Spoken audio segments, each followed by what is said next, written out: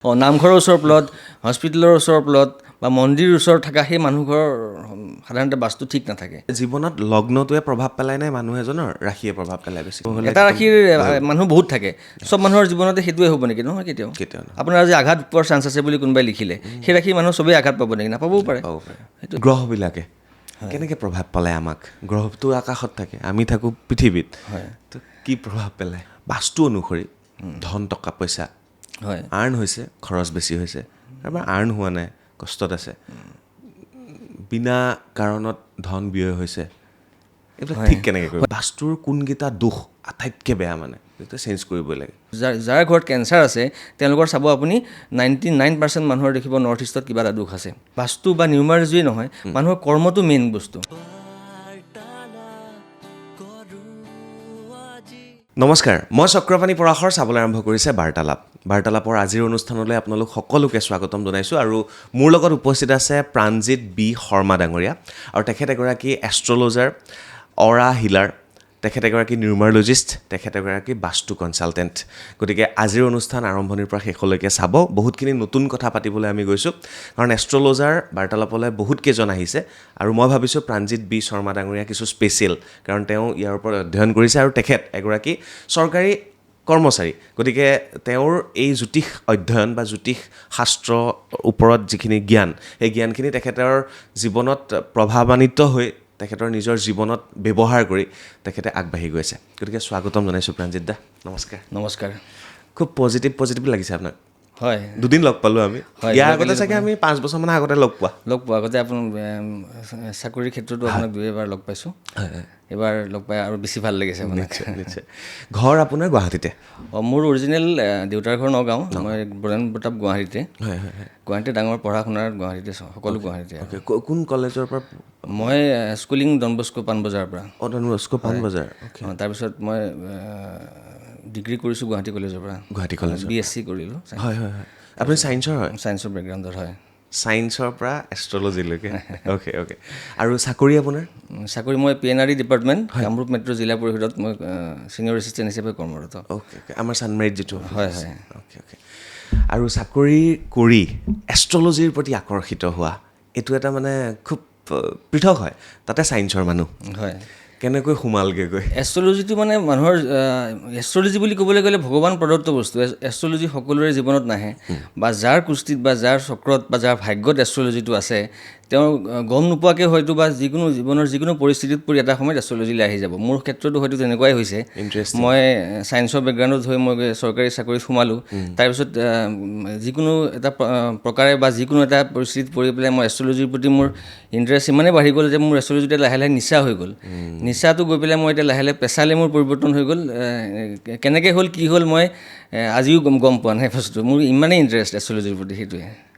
Interesting. মানে সকলো মানুহ এষ্ট্ৰলজাৰ নহয়, সেইটো এটা মানে ডেষ্টিনেশ্যন বা ডেষ্টিনি। মানুহৰ ডেষ্টিনিত থাকিব লাগিব এষ্ট্ৰলজিটো। বিশেষকৈ এষ্ট্ৰলজিটো মানে দেৱবিদ্যা বুলি কয়। গতিকে এষ্ট্ৰলজিটো মানুহৰ যাৰ ভাগ্যত আছে, তেওঁ যিকোনো প্ৰকাৰে হয় এষ্ট্ৰলজিত এখন এষ্ট্ৰলজি কিতাপ হ'লেও এখন কিনিবই, যাৰ ভাগ্যত এষ্ট্ৰলজিটো আছে। খুব ধুনীয়া কথা, মোৰ মতে সেইটো। নিশ্চয়। আৰু আপুনি যিটো ছায়েন্সৰ মানুহ, হয়, চৰকাৰী চাকৰি, এষ্ট্ৰলজি আপুনি কৰিছে। প্ৰথম প্ৰশ্নটো মোৰ এইটোৱে, এষ্ট্ৰলজিক আপুনি ছায়েন্স বুলি ভাবেনে? এষ্ট্ৰলজিটো এইটো ছায়েন্সেই হয়। আগৰ দিনত যেতিয়া ছায়েন্সৰ বিজ্ঞানৰ যিমানবিলাক পৌৰাণিক ঋষিমুনিসকলে, বিজ্ঞানটো বহুত পিছত ডেভেলপ হৈছে। ছায়েন্সৰ পুৰণা ঋষিমুনিসকলে সূৰ্যগ্ৰহণ চন্দ্ৰগ্ৰহণৰ পৰা আদি কৰি বিভিন্ন ধৰণৰ কথা আগতেই কেনেধৰণে গণনা কৰি গৈ গৈছে, সেইটো ছায়েন্সৰ বাহিৰে আপুনি একো ধৰিব নোৱাৰিব। ছায়েন্স নহ'লে তাত কেনেকৈ আন্দাজতটো কথা নহয়, তেওঁলোকে নিশ্চয় বিভিন্ন ধৰণৰ গণনা কৰি তেওঁলোকে কৰি আহিছে। গতিকে এইটো এটা সম্পূৰ্ণ ছায়েন্স। অ'কে। আপোনাৰ বৰ্তমান চেম্বাৰ বা আপুনি ক'ত কেনেকৈ সময় মিলাই, কাৰণ চৰকাৰী চাকৰিটো যাবই লাগে ৰাতিপুৱা অফিচলৈ, শনিবাৰ বা দেওবাৰটো পায় আপুনি? ৰবিবাৰটো পাওঁ, তথাপিও কেতিয়াবা কিবা কামত বিজি হৈ যাবলগীয়া হয়। তথাপি মই মিলাওঁ, মোৰ এনেইতো 10টাৰ পৰা 5টালৈকে অফিচ টাইমিঙে থাকে। গতিকে মই দিনৰ ভাগত মোৰ চেম্বাৰত বহিব নোৱাৰোঁ। গতিকে মোৰ ঘৰতে এটা ধুনীয়াকৈ চেম্বাৰ এটা বনাই লৈছোঁ। অফিচৰ পিছত মই গৈ তাত বহোঁ। বাকী মোৰ পৰিয়ালৰ কামৰ মাজতো মই সেইখিনি চলাই গৈ আছোঁ। আৰু মোৰ যিহেতু মোৰ এটা খুব, মই আপোনাক কৈছোঁৱে নিচা বুলি, গতিকে মই যিকোনো সময়ৰ কথা নাই, অফিচৰ পিছত যিকোনো সময়ত মই যেতিয়াই সুবিধা পাওঁ এষ্ট্ৰলজিৰ লগত মই জড়িত হৈ থাকোঁ, বা মোৰ ক্লাইণ্টখিনিৰ লগত জড়িত হৈ থাকোঁ। মানে নিচা বোলা বস্তুটোৱে তেনেকুৱা হয় নিচা যিটো প্ৰতি হয় হয় তাৰপিছত খাবলৈ শুবলৈ খাবলৈ সময় মিলাবলৈ 12টা ৰাতি 12টা এটা কেতিয়া বাজি যায় সেইটো গম নাপাওঁ এনেকুৱা হয় নিশ্চয় নিশ্চয় চেম্বাৰটো ক'ত আছে আপোনাৰ চেম্বাৰটো মোৰ কাহিলীপাৰা কাহিলীপাৰাত হয় কাহিলীপাৰা 10 বেটেলিয়ন গেটৰ ওচৰতে সেইখিনি মোৰ চেম্বাৰটো বৰ্তমান অ'কে অ'কে এইখিনি পৰিচয় প্ৰাণজিৎ দাৰ নামটো প্ৰাণজিৎ মাজত বিটো ক'ৰ পৰা আহে হয় মোৰ প্ৰাণজিৎ শৰ্মা মোৰ অফিচিয়েলি সকলো ডকুমেণ্টত মোৰ প্ৰাণজিৎ শৰ্মা আছে কিন্তু যিহেতু মই নিউমাৰজিত জড়িত হৈ গ'লোঁ তাৰপিছত মই চালোঁ যে মোৰ প্ৰাণজিৎ শৰ্মাটোত অলপ কিছুমান নিগেটিভিটি কিছুমান আছে মোৰ নামটোত গতিকে মই চাই পেলাই প্ৰাণজিতত এটা এ এক্সট্ৰা লগালোঁ আৰু লগতে এটা বি লগালোঁ বিটো হ'ল মোৰ মাৰ মিডল নেম মোৰ মা দেউতাৰ অৱদানটো সকলোৰে থাকে বিশেষকৈ মোৰ জীৱনত মা দেউতাৰ অৱদান খুব বেছি বিশেষকৈ মোৰ মাৰ অৱদান মাৰ যিখিনি অৰা মাৰ যিখিনি পজিটিভিটি সেইখিনি মোৰ জীৱনত সদায় আছে বুলি মই মানে ভাবোঁ সদায় গতিকে মাৰ নামটোৱে মোৰ জীৱনত পজিটিভিটি এটা দিব বুলি মই কল্পনা কৰিছোঁ লগতে সেই নামটো কেলকুলেশ্যনৰ ফালৰ পৰা মোৰ তাত মিলি গৈছে গতিকে মোৰ মাৰ নাম বুলুমণি দেৱী মাৰ বিটো মই মাজত লগাই দিলোঁ গতিকে সেইটোৱে মোৰ সঁচাকৈ মোৰ জীৱনত যেতিয়াৰ পৰা মই চেঞ্জ কৰিছোঁ মোৰ জীৱনত সঁচাকৈ এটা ড্ৰাষ্টিক চেঞ্জ এটা হোৱা মই নিজে উপলব্ধি কৰিছোঁ এইটো ভাল লাগিলে বহুত মানুহে নিজৰ মানে পিতৃৰ নামটো লগায় হয় আপুনি মাতৃৰ পিতৃৰ নামটো লগাব পাৰে কিন্তু পিতৃৰ নামটো মেটচিং কৰা নাছিলে গতিকে মাৰ নামটো যিহেতু মাৰ অৰাটো মোৰ লগত বহুতখিনি মাৰ কেৰেক্টাৰিষ্টিক বা মাৰ চৰিত্ৰৰ লগত মোৰ চৰিত্ৰ বহুতখিনি মিল আছে গতিকে মই দেখিছোঁ যে মাৰ পজিটিভিটিখিনি মই নামটো লগাই দিলে মোৰ হেৰিটো জীৱনতো আহিব গতিকে মই লগাই চাইছোঁ সঁচাকৈ এইটো মানে সঁচাকৈ একশ্যন কৰিছে যেতিয়া প্ৰথম প্ৰশ্নটো হৈ গ'ল এতিয়া আহোঁ মেইন কাহিনীলৈ আপোনাৰ বিষয়ে আমি গম পালোঁ এইখিনি কথা জ্যোতিষ কি প্ৰথম প্ৰশ্নটো সেইটোৱে মানুহক অকণমান বুজাই দিওঁ যে জ্যোতিষ একচুৱেলি কি জ্যোতিষটো ক'বলৈ গ'লে এখন সাগৰ জ্যোতিষ মানুহে এটা জীৱনত জ্যোতিষ পঢ়ি কেতিয়াও শেষ কৰিব নোৱাৰে জ্যোতিষৰ কোনো এজন জ্যোতিষৰ মই পণ্ডিত বুলি ক'বলৈ মানুহ এজনে কোৱাটো আচলতে শুদ্ধ নহয় বুলিয়ে মই ভাবোঁ এটা জীৱন সৰু হৈ যায় এটা জ্যোতিষ কমপ্লিট কৰি শিকিবৰ কাৰণে গতিকে জ্যোতিষৰ এখন সাগৰৰ 2 বাল্টি পানীহে এটা জীৱনত মানুহে ধৰক আহৰণ কৰিব পাৰে গতিকে জ্যোতিষ 12 তাৰমানে 12টা গ্ৰহ 12টা ৰাশি 9টা গ্ৰহ আৰু 12টা ভাৱ সেই ভাৱটো সেইখিনি 3টা বস্তু লৈ পেলাই মেইনলি জ্যোতিষৰ ওপৰত চৰ্চাটো আৰম্ভ হয় তাৰ লগতে 27টা নক্ষত্ৰ জড়িত হৈ আছে এইখিনি বস্তু লৈ জ্যোতিষৰ গণনাবিলাক কৰা হয় আমাৰ আকাশত যিখিনি গ্ৰহ নক্ষত্ৰ ভ্ৰমণ কৰি ফুৰিছে বাচ্চা এটা জন্ম হোৱাৰ সময়ত বাচ্চা এটা যেতিয়া জন্ম হ'ব পৃথিৱীত ভূমিষ্ঠ হ'ব সেই সময়ত আকাশত গ্ৰহ নক্ষত্ৰখিনি যিটো পজিশ্যনত আছিলে তাৰ যদি এটা আমি স্নেপশ্বট এটা লওঁ বা সেইটো সময়ত যদি আমি কেমেৰা দি ধৰি লওক আপুনি কল্পনা কৰক যে এটা স্নেপশ্বট ল'লোঁ গ্ৰহখিনি যিটো সময়ত সেই সময়খিনিত গ্ৰহখিনি যি পজিশ্যনত আছিলে সেই পজিশ্যনত থকা গ্ৰহখিনিয়ে মানুহৰ জন্মৰ পৰা মৃত্যু সময়লৈকে প্ৰভাৱ বিস্তাৰ কৰে যে তাৰ পৰা এখন কুস্তি তৈয়াৰ হয় আৰু সেই কুস্তিখনৰ ওপৰত ভিত্তি কৰি জীৱনটোত এটা বাচ্চাটোৰ জীৱনটোত কি পাব তাৰ সেই বস্তুখিনি সেই কুস্তিখনৰ পৰা নিৰ্ধাৰণ কৰা হয় গতিকে সেইখিনি মোটামুটি সাধাৰণভাৱে ক'বলৈ গ'লে জ্যোতিষৰ আৰম্ভণি সেইখিনিয়ে নিশ্চয় আৰু সেইকাৰণে চাগে জন্ম হোৱাৰ লগে লগে সময় জন্মৰ সময় বাৰ সঠিক সময় যিমানে সঠিক হ'ব সময় জন্মৰ বাৰ সেইখিনি সিমানেই সঠিকভাৱে প্ৰেডিকশ্যনবিলাক সিমানে সঠিক হয় নিশ্চয় এটাৰ ক্ষেত্ৰত আৰু যাৰ প্ৰাণজিৎ আগৰ মানুহৰ ইমান নলেজ নাছিল আজিকালি মানুহ খুব ডক্টৰক সুধি লয় কোন কেতিয়া কৰিব পৰা যায় ডেলিভাৰী আগৰ মানুহৰ যিটো সময়ৰ প্ৰতি ইমান সেইখিনি মনত নাছিল তেওঁলোকৰ কেনেকৈ চায় আগৰ দিনত মানুহেতো তেনেকেই যিহেতু ঘড়ীৰ আগৰ সময়খিনি কথা ক'বলৈ গ'লে সূৰ্যৰ স্থান সূৰ্যৰ পজিশ্যন চাই পেলাই মানুহে সেইটো সময়ত গণনা কৰিছিলে আৰু আগৰ ঋষিমুনিসকল আমাতকৈ বহুত জ্ঞানী বুলি বা বহুত তেওঁলোক মানে ভাবা যায় গতিকে তেওঁলোকৰ চৰ্চাটো কি আছিলে বিশেষভাৱে আমি এতিয়া ক'ব নোৱাৰোঁ কিন্তু বৰ্তমান আমি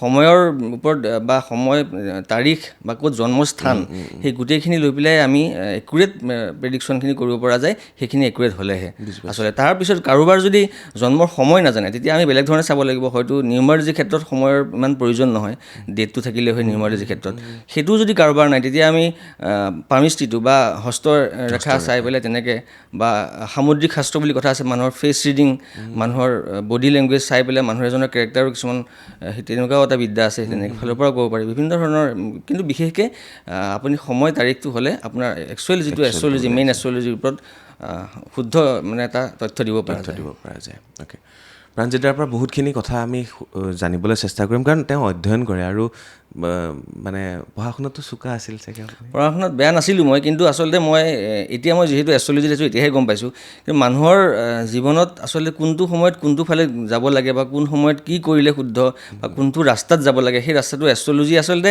গাইডেঞ্চ। মই এতিয়া গম পাইছোঁ যে মই আচলতে এইটো ৰাস্তাত নগৈ এইখিনি কৰা হ'লে মই কিজানি ইয়াতকৈ আৰু অলপ ভাল কৰিব পাৰিমহেঁতেন। পঢ়া শুনাত মই ইমান বেয়া নাছিলোঁ, ভালেই আছিলোঁ মই পঢ়া শুনাত, কিন্তু হয়তো সময়ৰ কিছুমান এনেকুৱা আছিলে যিটো মই সেইটো সময়ত প্ৰতিকাৰ কৰিব পৰা নাছিলোঁ। গতিকে মই ভবা ধৰণে মই হ'ব নোৱাৰিলোঁ, সেইটো সদায় আক্ষেপ থাকিব। তথাপিও এতিয়া বৰ্তমান মই যিখিনি কৰি আছোঁ মই তাক লৈ বহুত সন্তুষ্ট। আৰু এতিয়া আপুনি বেলেগক গাইড কৰে ন? হয়, মই বেলেগক গাইড কৰোঁ। এতিয়া সেইকাৰণে মই কৰোঁ যে কোন মানুহ কোন সময়ত ফিল্ড মানে প্ৰফেশ্যন হিচাপে কোনে কেতিয়া কোন সময়ত কি প্ৰফেশ্যন চিলেক্ট কৰিব লাগিব বা মেট্ৰিক দিয়াৰ সময়ত বাচ্ছা এটাই চিন্তা কৰিব লাগিব যে মই হায়াৰ ছেকেণ্ডেৰীত কি ছাবজেক্ট লৈ পঢ়িম, ছায়েন্সত পঢ়িম, আৰ্টছত পঢ়িম, বা প্ৰফেশ্যন চিলেক্ট কৰাৰ সময়ত কোনটো প্ৰফেশ্যনত গ'লে ভাল হ'ব, শুদ্ধ প্ৰফেশ্যনত গ'লে মানুহৰ জীৱনটো কেনেকৈ এটা আপলিফমেণ্টত গুচি যায়। যেনেকৈ ধৰক শচীন তেণ্ডুলকাৰ ক্ৰিকেট নেখেলি বেলেগ এটা প্ৰফেশ্যন থকা তেওঁক হয়তো আমি চিনি নাপালোহেঁতেন, বা লতা মংগেশকাৰে গান নাগাই যদি বেলেগ এটা ফিল্ডত ভুলতে গুচি আহিলে হয় তেতিয়াতো আজি আমি মানুহে হয়তো চিনি নাপালোঁ হয়। গতিকে তেনেকুৱা কথা বহুত মানুহ তেনেকুৱা আছে। বহুত মানুহ মই দেখিছোঁ বা মই বহুতক মই কনচাল্টো কৰিছোঁ যে কিছুমান মানুহ ভুল এটা লাইনত গৈ আছে যিটো লাইন তেওঁৰ কাৰণে শ্বুট নহয়। তেনেকুৱা কথা বহুত থাকে। মানুহে নিজৰ যিটো পাঠ, নিজৰ কুষ্ঠিমতে বা নিজৰ চক্ৰমতে ভাগ্যৰ মতে ডেষ্টিনে ঠিক কৰি দিয়া যিটো পাঠ, সেই পাঠত যদি সঠিকভাৱে গতি কৰে তেওঁ সঁচাই উন্নতি শিখৰত একদম যাব পাৰিব। নিশ্চয়। আৰু সেইকাৰণেই চাগে জন্মৰ পিছতে শুৱনি প্ৰস্তুত কৰোৱা হয় আৰু তাৰপিছত এজন এষ্ট্ৰলজাৰৰ সৈতে তেওঁ কোন দিশত যাব, কি পঢ়িলে ভাল হ'ব, এইবিলাক সকলোবিলাক শুৱনিখনত লিখি দিয়া হয়। তাৰপিছতো পিতৃ মাতৃয়ে কি কৰে, মোৰ ল'ৰা ডক্টৰ হ'বই লাগিব, মোৰ ল'ৰা ইঞ্জিনিয়াৰ হ'বই লাগিব, হয়, তেনেকুৱা কৰে।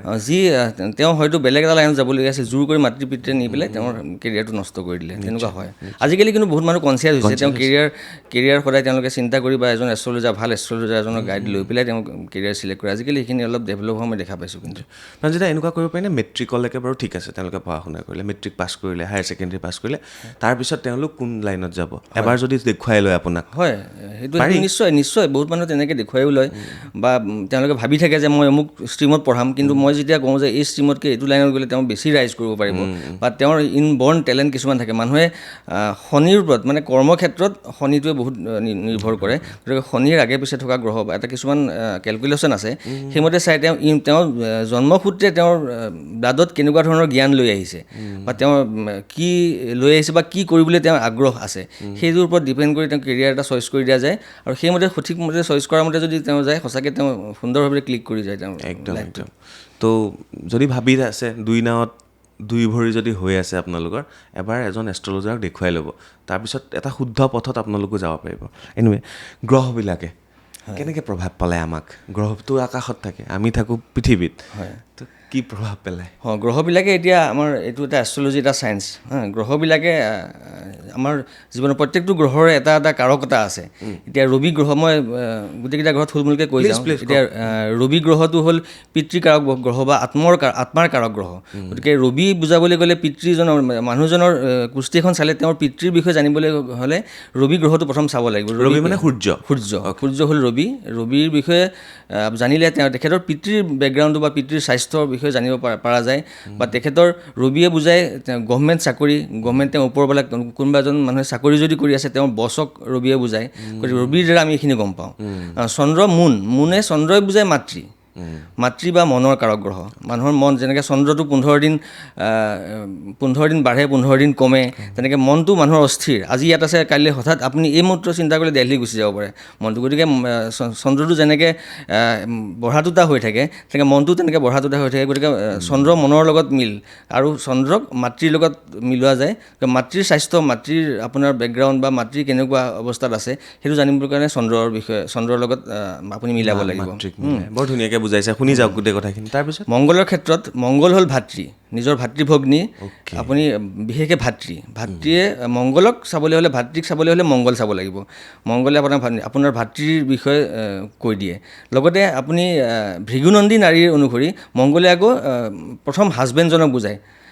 যিজনে কিছুমানৰ দুবাৰ তিনিবাৰো বিয়া হ'ব পাৰে গতিকে প্ৰথম যিজন হাজবেণ্ড তেখেতৰ সেইটো মংগলে বুজায় মংগলে মেইনলি এষ্ট্ৰলজি মতে ভাতৃক বুজায় আৰু ভৃগুনন্দী নাৰী হিচাপে হাজবেণ্ডক বুজায় বুধে ভগ্নীক বুজায় ভগ্নী পেহী মাহী এই সকলোখিনি বুধে বুজায় আৰু তাৰ লগতে বুধে সৰু বাচ্ছা বুধ হ'ল বালক গ্ৰহ সৰু বাচ্ছাবিলাকক বুধে ৰিপ্ৰেজেণ্ট কৰে লগতে যিখিনি কিন্নৰ ট্ৰান্সজেণ্ডাৰখিনিকো বুধে ৰিপ্ৰেজেণ্ট কৰে বৃহস্পতি হ'ল গুৰু গ্ৰহ সকলোকে ডাঙৰ গ্ৰহ গুৰু বৃহস্পতি গুৰু বুলি চবেই জানে গতিকে নিজৰ গুৰু স্থানীয় ব্যক্তি গুৰুসকলক বৃহস্পতিয়ে বুজায় আৰু শুক্ৰ হ'ল নিজৰ পত্নী স্ত্ৰী বা যিকোনো নাৰী জাতিটোক শুক্ৰৰ লগত ৰিলেট কৰিব পাৰি শুক্ৰ আৰু শনি হ'ল বৃদ্ধ গ্ৰহ শনিয়ে যিকোনো বৃদ্ধ লোকসকল নিজৰ ককা দেউতা হওক বা যিকোনো বৃদ্ধ তেনেকুৱা স্থানীয় লোকসকলক শনি গ্ৰহই বুজায় লগতে লেবাৰ ক্লাছ কষ্ট কৰি যিবিলাক খায় মূৰৰ ঘাম মাটিত পেলাই যিখিনি ক্লাছ আছে সেই ক্লাছটোক শনি গ্ৰহই বুজায় আৰু ৰাহুৱে বুজায় আপোনাৰ পিতৃপক্ষৰ আপোনাৰ ককা আইতা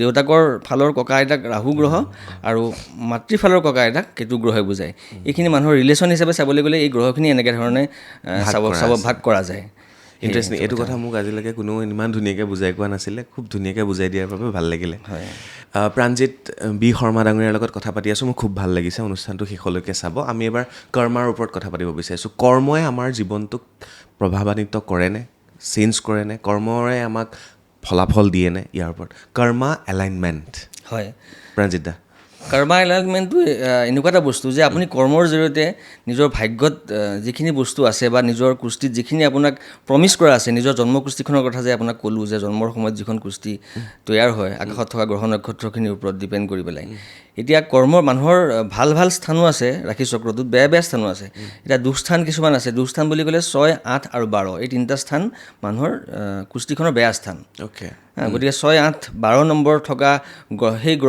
সেই স্থানকেইটাৰ অধিপতি গ্ৰহকেইটা বা সেই স্থানত যি গ্ৰহ থাকে তেওঁলোকৰ লগত আপুনি কেলকুলেশ্যন কৰি সেই স্থানকেইটা বেয়া ফল দিয়ে বুলি কোৱা যায় 6, 8 আৰু 12 লগ্নৰ পৰা লগ্ন মানে 1 নম্বৰ স্থানৰ পৰা যদি আপুনি গণনা কৰে 6 নম্বৰ স্থান 8 নম্বৰ স্থান আৰু 12 নম্বৰ স্থান এই তিনিটা হ'ল দুস্থান এইকেইটা বেয়া স্থান জীৱনৰ মানে মানুহৰ বেয়া বস্তুখিনি এই স্থানৰ পৰাই বিশেষকৈ চোৱা যায় আৰু ভালবোৰ ধৰ লগ্ন বুলি ক'লে মানুহজনৰ নিজৰ ছেল্ফ আপোনাৰ বিষয়ে আপোনাৰ স্বাস্থ্য আপোনাৰ হেল্থ আপোনাৰ মেণ্টেল কণ্ডিশ্যন সকলো চাবৰ কাৰণে আপুনি লগ্নৰ পৰা চাব লাগিব লগ্নটো চাই গম পোৱা যায় যে আপুনি আপোনাৰ মানুহজন কেনেকুৱা এটলিষ্ট আপুনি লগ্নৰ পৰা চাই গম পোৱা যায় লগ্ন মানে ছেল্ফ তনুস্থান বুলি কোৱা যায় বুজি পালোঁ ঠিক আছে আমি লগ্নৰ ওপৰত কেতিয়াও কথা পতা নাই বেছি অকণমান যাব পাৰোঁ নে লগ্নৰ ওপৰত আমি মেষৰ পৰা নাহোঁ তলফালৰ পৰা যাওঁ তো ধৰি লওক মীন লগ্ন মানুহৰ কেৰেক্টাৰিষ্টিক বা তেওঁৰ জীৱনত কি হ'ব পাৰে প্লিজ এবাৰ তলফালৰ পৰা আহিছোঁ আমি এতিয়া মীন লগ্ন হ'ল মীন লগ্নৰ অধিপতি গ্ৰহ হ'ল বৃহস্পতি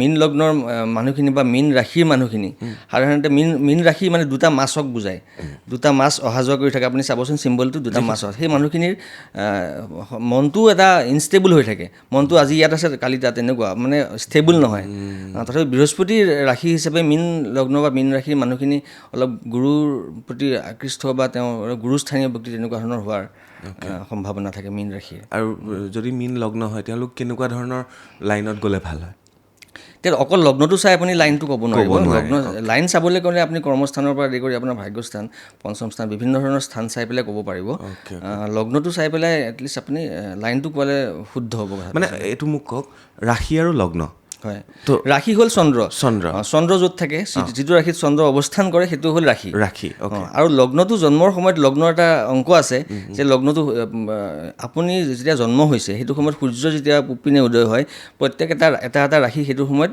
সূৰ্যৰ লগত এটা ৰাশি উদয় হৈ গৈ থাকে এই যিটো সময়ত সেই ৰাশিটো উদয় হৈছে আপুনি জন্মৰ সময়ত সেই ৰাশিটোৱে আপোনাৰ লগ্ন ধৰি লওক সেইটো চিম্পলকৈ বুজাবলৈ হ'লে সেইটোৱে লগ্ন ৰাশি এটা উদয় হোৱাৰ সময়ত আপুনি জন্ম হ'ল যিটো ৰাশি উদয় হোৱাৰ সময়ত আপুনি জন্ম হ'ল যিমান ডিগ্ৰীত উদয় হৈ থকাৰ অৱস্থাত জন্ম হৈছিলে ৰাশিটোৰ ডিগ্ৰী সেইখিনি আপোনাৰ লগ্নৰ ডিগ্ৰী বুলি বুজিব পাৰিব আপুনি সেইটোৱে লগ্নটো বেলেগ ৰাশিটো মানে জীৱনত লগ্নটোৱে প্ৰভাৱ পেলাই নাই মানুহ এজনৰ ৰাশিয়ে প্ৰভাৱ পেলাই বেছি জীৱনত লগ্নটো প্ৰথম হ'ল লগ্ন ৰাশিও প্ৰভাৱ পেলাই দুইটা বেলেগ বেলেগ ধৰণৰ প্ৰভাৱ লগ্নৰ প্ৰভাৱটো প্ৰথম লগ্নক চবতছে বেছি ইম্পৰ্টেণ্ট দিয়া বস্তু হ'ল লগ্ন এতিয়া আপোনাৰ ৰাশি চক্ৰত চবতছে ভাল স্থান হ'ল লগ্ন পঞ্চম আৰু নৱম এই তিনিটা ত্ৰিকোণ স্থান বুলি কোৱা যায় লগ্ন স্থান পঞ্চম স্থান আৰু নৱম স্থানৰ ওপৰতে ডিপেণ্ড কৰি আপোনাৰ জীৱনৰ ভালখিনি কল্পনা কৰিব পৰা যায় লগতে কেন্দ্ৰস্থান, তাতো লগ্ন, চতুৰ্থ, সপ্তম আৰু দশম, এই 4টা স্থান আছে। গতিকে কেন্দ্ৰস্থান আৰু ত্ৰিকোণ স্থান এই দুইটা বস্তুত লগ্নটো কমন। গতিকে লগ্নটো ইম্পৰ্টেণ্ট কিমান আপুনি আইডিয়া কৰিব পাৰিব। দুইটা ভাল স্থানৰ ভিতৰত লগ্নটো কমন, কিন্তু মানুহ এজনৰ জীৱনত লগ্নটো চবতছে ইম্পৰ্টেণ্ট বেছি। হয়। তেতিয়াহ'লে অকণমান কেৰেক্টাৰিষ্টিক্সখিনি চাই দিওঁ লগ্নৰ। হয়, আপুনি মিনৰ পৰা গ'ল, মীন। ওপৰলৈ আহি থাকোঁ। কুম্ভ ৰাশি। কুম্ভ। কুম্ভ ৰাশি হ'ল কুম্ভ মানে কি এটা কলহৰ নিচিনা এটা চিম্বল দি থোৱা থাকে। কুম্ভ ৰাশিৰ মানুহবিলাক, মই এটা কেৰেক্টাৰ কৈ যাম। প্লিজ। কুম্ভ ৰাশিৰ মানুহখিনিৰ যেনে কলহ এটাৰ ভিতৰটো খালী, ভিতৰত কি আছে গম নাপায়। গতিকে কুম্ভ ৰাশিৰ মানুহখিনি সাধাৰণতে ক'বলৈ গ'লে অকল এটা চৰিত্ৰ হিচাপে ক'বলৈ গ'লে তেওঁলোকৰ মনটো ধৰিব নোৱাৰে আপুনি। তেওঁ মনত কি চলি আছে আপুনি বাহিৰৰ পৰা চাই এজন মানুহে তেওঁলোকৰ কথা পাতি সাধাৰণতে ধৰিব নোৱাৰে। মনত কি আছে তেওঁ অকল নিজেই গম পায়। অ'কে, বঢ়িয়া। তাৰপিছত হ'ল মকৰ ৰাশি। মকৰ ৰাশিটো শনিৰে ৰাশি। মকৰ ৰাশিটোৰ শনিৰে, মকৰ ৰাশিৰ মানুহবিলাকো তেনেকুৱা, তেওঁলোক ন্যায়পৰায়ণ মানুহ হয়। শনি যেনেকৈ ন্যায়ৰ দেৱতা, কৰ্মৰ দেৱতা, গতিকে তেওঁলোক সাধাৰণতে ন্যায়পৰায়ণ, কৰ্মৰ প্ৰতি আকৃষ্ট বা নিজৰ কৰ্মৰ প্ৰতি সদায় তেওঁলোক ডেডিকেটেড হয়। মকৰ ৰাশি বা মকৰ লগ্নৰ মানুহবিলাক সাধাৰণতে তেনেকুৱা ধৰণৰ হয়। তাত ধনু ৰাশি আহিলে। ধনু ৰাশিও বৃহস্পতিৰে ৰাশি। ধনু এখন ধনু দেখিব আপুনি। ধনু ৰাশিটোত এখন ধনু এইম কৰি থকা দেখিব। গতিকে ধনু ৰাশি মানুহবিলাকৰ ফ'কাছটো জীৱনত সদায় থাকে। তেওঁলোকে লক্ষ্যটো সদায় জীৱনত এটা স্থিৰ কৰি লোৱা থাকে যে জীৱনত এই কামটো মই কৰিম। প্ৰায়বিলাক ধনুৰাশি মানুহৰ তেনেকুৱা ধৰণৰ কেৰেক্টাৰ এটা দেখিব পাৰে। ভাবি গৈ আছোঁ। ঠিক। তাৰ তলত নেক্সট আহিলে উল্টা পিনৰ পৰা আহিলে বৃশ্চিক ৰাশি মানুহৰ এটা বিচ্ছু, যিটো আপুনি মৰুভূমিত যিটো বিচ্ছু বুলি কোৱা যায়। বিচ্ছু এটাৰ পিছত নেগুৰ এডাল থাকে। বিচ্ছুৱে যেনেকৈ নেগুৰ এডালত বিষ থাকে, বিচ্ছুৱে যেনেকৈ দংশন কৰে বিচ্ছুৱে। গতিকে বৃশ্চিক ৰাশি মানুহৰ এটা কেৰেক্টাৰ মই ক'ব বিচাৰিছোঁ, তেওঁলোকে কোনোবাই যদি জীৱনত তেওঁলোকক অপকাৰ কৰি থৈছে বা জীৱনত কেতিয়াবা অপকাৰ কৰি থৈছে, জীৱনৰ শেষৰ সময়লৈকে নাপাহৰে, শেষ সময়লৈ কোনোবা এটা সময়ত তেওঁলোকে এটেক কৰিবই, ধৰক আপুনি প্ৰত্যুত্তৰ। সেই চিম্বলাইজ হিচাপে ক'বলৈ গ'লে বৃশ্চিক ৰাশি মানুহবিলাক তেনেকুৱা। হয়তো 100% নহয়, এইটো জেনেৰেল প্ৰেডিকশ্যনৰ কথা কৈছোঁ মই। তাৰপিছত কৰ্কট আহিল। এতিয়া তুলা ৰাশি। আহিল। তুলাখন এখন তুলাচনীৰ নিচিনা আছে। তুলাচনীৰ যিহেতু তুলা ৰাশি, গতিকে তুলা ৰাশি মানুহবিলাকে নিজৰ লাইফটো সদায় বেলেঞ্চত ৰাখি ভাল পায়। বেলেঞ্চ কৰি ৰাখি ভাল পায়। কেতিয়াবা কিছুমান মানুহ হয়তো কোনোবা এটা লাইনত বেছি গ'ল, কোনোবা এটা ছাইডত কম হ'ল, কিন্তু তুলা ৰাশি মানুহবিলাকে লাইফটো সদায় বেলেঞ্চ কৰি ৰাখি ভাল পায়। ইণ্টাৰেষ্টিং। তাৰপিছত কন্যা ৰাশি মানুহবিলাক কন্যা ছোৱালী এজনী ধুনীয়াকৈ কৰি থোৱা আছে, কিন্তু কন্যা ৰাশি মানুহবিলাক সদায় ভাগ্যৱানেই হয়। তেওঁলোকৰ গোটেই ৰাশিবিলাকৰ ভিতৰত মই ভাবোঁ যে কন্যা ৰাশি মানুহখিনিৰ লাইফটো সদায় ভাল ধৰণে পাৰ হয়, কন্যা ৰাশি মানুহবিলাক। তাৰপিছত আহিলে সিংহ ৰাশি। সিংহ ৰাশি এটা সিংহ ৰাশি মানুহবিলাক সদায় অলপ এগ্ৰেছিভ হয়, খঙাল হয়। হঠাতে তেওঁলোকৰ খংটো উঠে আৰু নিজকে অলপ তেওঁলোকে ইগ' ভাৱটো হয়তো অলপ কোনো ক্ষেত্ৰত তেওঁলোকৰ বেছি দেখা পোৱা যায়। যিটো সিংহ, বাঘ বা বনৰ ৰজা বুলি কোৱা যায়, তেনেকুৱা ৰজা নিজকে তেওঁলোকে সদায় এটা ভাল হেৰিত প্ৰতিষ্ঠা কৰি ভাল পায়, বা তেওঁলোকে ডাঙৰ এটা বা চাকৰি ক্ষেত্ৰতো বা থাকিলে তেওঁলোকে উচ্চ পদত থকা মানুহবিলাক, সিংহ ৰাশি মানুহবিলাক তেনেকুৱা হ'লে ভাল। বা তলৰ ধৰক সৰু চাকৰি এটা কৰিলে তেওঁলোকে ছেটিছফাইড কেতিয়াও নহয়। কৰ্কট ৰাশি হ'ল কৰ্কট ৰাশিৰ মানুহবিলাক, কৰ্কট ৰাশি চন্দ্ৰৰ ৰাশি। গতিকে কৰ্কট ৰাশি মানুহবিলাক সাধাৰণতে ইম'চনেল হয়। তেওঁলোকৰ মনটো কেতিয়াবা দেখা যাব যে আপুনি আজি খুব ভাল, পিছ মুহূৰ্ততে অলপ বেয়া, মানে ষ্টেবিলিটিটো কম। মনৰ ষ্টেবিলিটি কেতিয়াবা ভাল, কেতিয়াবা বেয়া। যেনেকৈ অলপ আগতে ক'লোঁ চন্দ্ৰটো বঢ়া-টুটা হৈ থাকে, তেনেকুৱা তেওঁলোকৰ মনৰ ষ্টেবিলিটিটো অলপ কম থাকে। কেতিয়াবা মনটো ভাল থাকিব, পিছ মুহূৰ্তত দেখিব আপুনি হঠাৎ খং উঠিলে, মনটো বেয়া হৈ গ'ল। ভাবিছোঁ মই, মোৰ পৰিয়ালত আছে। তাৰপিছত মিথুন ৰাশি, তাৰ আগতো হ'ল মিথুন ৰাশি। মিথুন ৰাশি এজন মেইল আৰু ফিমেইলৰ চিম্বল এটা বুজায়। মিথুন ৰাশি হ'ল অলপ প্ৰেমৰ, ভালপোৱাৰ চিম্বল। গতিকে মিথুন ৰাশিৰ মানুহবিলাক সাধাৰণতে খুব প্ৰেমিক চৰিত্ৰৰ হয়। তেওঁলোকে ভালপোৱাৰ প্ৰতি বা কোনোবা এটা ৰিলেশ্যনশ্বিপত তেওঁলোকে খুব ভালদৰে ডেডিকেটেডলি থাকি পেলাই তেওঁলোকে ভাল পোৱা, এনেকুৱা ধৰণৰ লোক হয়। তাৰপিছত আহিলে বৃষ ৰাশি হ'ল শুক্ৰ ৰাশি। বৃষ ৰাশিটো হ'ল শুক্ৰ ৰাশি। গতিকে তেওঁলোক মানুহবিলাকৰ ৰোমেণ্টিক চৰিত্ৰৰে হয় বৃষ ৰাশি মানুহবিলাক। তেওঁলোকৰ খুব শুদ্ধ মনৰ মানুহ হয় বৃষ ৰাশিৰ লোকসকল, তেনেকুৱা ধৰণৰ। আৰু মেষ ৰাশিৰ এটা ছাগলীৰ নিচিনা এটা চিম্বলাইজ কৰা হয়। মেষ ৰাশিৰ মানুহবিলাক কিন্তু সাধাৰণতে খুব খঙাল আৰু এগ্ৰেছিভ চৰিত্ৰৰ হয়। এইটো মংগলৰ ৰাশি। মেষ ৰাশিৰ মানুহবিলাক হঠাৎ খং উঠে, খংটো হঠাৎ উঠে হয়তো আপুনি তেনেকুৱা খঙাল নহ'ব পাৰে, কিন্তু যেতিয়া আপোনাৰ খংটো উঠিব টিঙিচকৈ খংটো উঠিব। মেঘ ৰাশিৰ মানুহবিলাক আৰু কিন্তু যিকোনো বস্তু টেষ্ট কৰি ভাল পায়, যিকোনো আপুনি জিভাখনক সদায় অলপ নতুন বস্তু এটা দেখিলে টেষ্ট কৰি ভাল পোৱা চৰিত্ৰ থাকে। আপোনাৰ আছেনে মই হয়তো নাজানো, কিন্তু এইটো চৰিত্ৰ মেঘ ৰাশিৰ। ছাগলী ধৰক, ছাগলী চিম্বল, ছাগলীৰ কেৰেক্টাৰ আপুনি ধৰি লওক, ছাগলী জিভাত জুই থাকে বুলি জিভাত তেনেকুৱা মেঘ ৰাশি মানে। মই এটা জেনেৰেল প্ৰেডিকশ্যন এটা কথা মই চবৰে ভাল লাগে। হেৰিয়াৰ ওপৰত মানে আলোচনা হোৱা নাছিল মানে ৰাশিৰ ওপৰত। আমি বেচিকেলি 1 to 9 ওপৰত কথা পাতোঁ, কিন্তু মেইন আমাৰ ৰাশি না। কিন্তু মই কৈ গ'লোঁ যে এতিয়া এটা ৰাশি হিচাপে প্ৰেডিকশ্যন কৰিবলৈ গ'লে হয়তো আপোনাৰ লগত নিমিলিব পাৰে। 12টা যিহেতু ঘৰ আছে, চব গ্ৰহৰ আপোনাৰ পজিশ্যনবিলাকৰ কথা আছে, আপোনাৰ লগত কিছুমান কেৰেক্টাৰ নিমিলিব পাৰে। এইটো জেনেৰেলাইজ প্ৰেডিকশ্যন এটা, এইটোৱে কথা। পেপাৰৰ পিছফালে ৰাখি দিয়ে ন, সেইটো জেনেৰেলাইজ হয় মানে। জেনেৰেলাইজ, এইটো জেনেৰেলাইজ, পাৰ্চনেলাইজ প্ৰেডিকশ্যন কেতিয়াও হ'ব নোৱাৰে। পাৰ্চনেল কৰিব হ'লে এটা ৰাশিৰ মানুহ বহুত থাকে, চব মানুহৰ জীৱনতে সেইটোৱে হ'ব নেকি? নহয়, কেতিয়াও। আপোনাৰ আজি আঘাত পোৱাৰ চান্স আছে বুলি কোনোবাই লিখিলে, সেই ৰাশিৰ মানুহ চবেই আঘাত পাব নেকি? নাপাবও পাৰে, সেইটোৱে কথা। য়েছ। চ' এইখিনি খুব ভাল লাগিছে মোৰ কথা পাতি প্ৰাঞ্জিত দা আপোনাৰ লগত। ইয়াৰ পিছত আমি বাস্তুৰ ওপৰত যাম অলপ। হয়, অলপ বাস্তুৰ বিষয়ে ক'ব পাৰোঁ। বাস্তুৰ প্ৰায়খিনি আমি জানে আজিকালি মানুহে, আজিকালি বহুত হৈছে, বাস্তুৰ বহুত চৰ্চা, বাস্তুৰো বহুত হৈছে। চ' বাস্তুৰ ওপৰত মই এটা প্ৰশ্ন লিখি থৈছিলোঁ। বাস্তু অনুসৰি ধন টকা পইচা হয়, আৰ্ণ হৈছে, খৰচ বেছি হৈছে, কাৰোবাৰ আৰ্ণ হোৱা নাই, কষ্টত আছে, বিনা কাৰণত ধন ব্যয় হৈছে, এইবিলাক ঠিক কেনেকৈ কৰিব? হয়, এতিয়া বাস্তুৰ বিষয়ে মই ক'বলৈ বিচাৰিছোঁ, ধন টকা পইচা মানুহে আজিকালি মানে সাধাৰণভাৱে পোৱা প্ৰশ্ন হ'ল ধন টকা পইচা। মানুহে ভাবে, মাজতে মাত মাতিছোঁ দেই, মানুহে ভাবে ধন টকা পইচা হ'লে আমি সুখত থাকিম। প্ৰাঞ্জিত দা, কোনটো শুদ্ধ? সুখ আৰু ধন টকা পইচা দুইটা আচলতে আজিৰ যুগত ক'বলৈ গ'লে এটা মুদ্ৰাৰ ইপিঠি সিপিঠি। ধন টকা পইচা আৰু সুখ দুইটাই লাগিব মানুহক জীৱনত। টকা পইচা নোহোৱাকৈ আপুনি একেবাৰে হাতত টকা নাই, কিন্তু সুখটো আপুনি ক'ৰ পৰা পাব? পইচা মিনিমাম হ'লেও আপোনাৰ হাতত খৰচ কৰিবৰ কাৰণে কিছু পইচা হ'লেও থাকিব লাগিব। গতিকে এটা মুদ্ৰাৰ ইপিঠি সিপিঠি বুলিয়ে মই ক'ম আজিৰ যুগত। বিশেষকৈ ধন টকা পইচাৰ আজিৰ যুগত প্ৰয়োজনীয়তা বহুত আছে। গতিকে মই বাস্তুৰ ক্ষেত্ৰত অকল ধন টকা পইচাৰ এটা দিশেদি ধন টকা পইচা আপুনি চাব নোৱাৰে। মই 2-3টা দিশৰ বিষয়ে ক'ম। এটা দিশ হ'ল নৰ্থ ডাইৰেকশ্যন, উত্তৰ ডাইৰেকশ্যন। উত্তৰ ডাইৰেকশ্যনৰ পৰা কি হয়, অপৰচুনিটি কিছুমান আহে। আপুনি হয়তো চাকৰি কৰিছে, চাকৰিৰ ক্ষেত্ৰত আপুনি নতুন প্ৰমোশ্যনৰ কিবা অপৰচুনিটি পাইছে, বা এটা আপুনি নতুন ব্যৱসায় এটা কৰিছে, ব্যৱসায়ৰ ক্ষেত্ৰত কিবা অপৰচুনিটি পাইছে নে নাই পোৱা, সেইটো নৰ্থ ডাইৰেকশ্যনৰ পৰা চোৱা যায়। গতিকে ধন টকা পইচাৰ ফ্ল'টো নৰ্থ ডাইৰেকশ্যনৰ পৰা চাব লাগে। ডাইৰেক্ট নৰ্থ, আপোনাৰ এতিয়া বাস্তু হিচাপে আপুনি ডাইৰেকশ্যনবিলাক বহুতে এনেকুৱা ধৰণে চায়। মই বাস্তু প্ৰথম আৰু এটা কথা মাজতে কৈ লৈছোঁ যে বাস্তুৰ ডাইৰেকশ্যনবিলাক যিকোনো জেগাৰ পৰা নাচায়।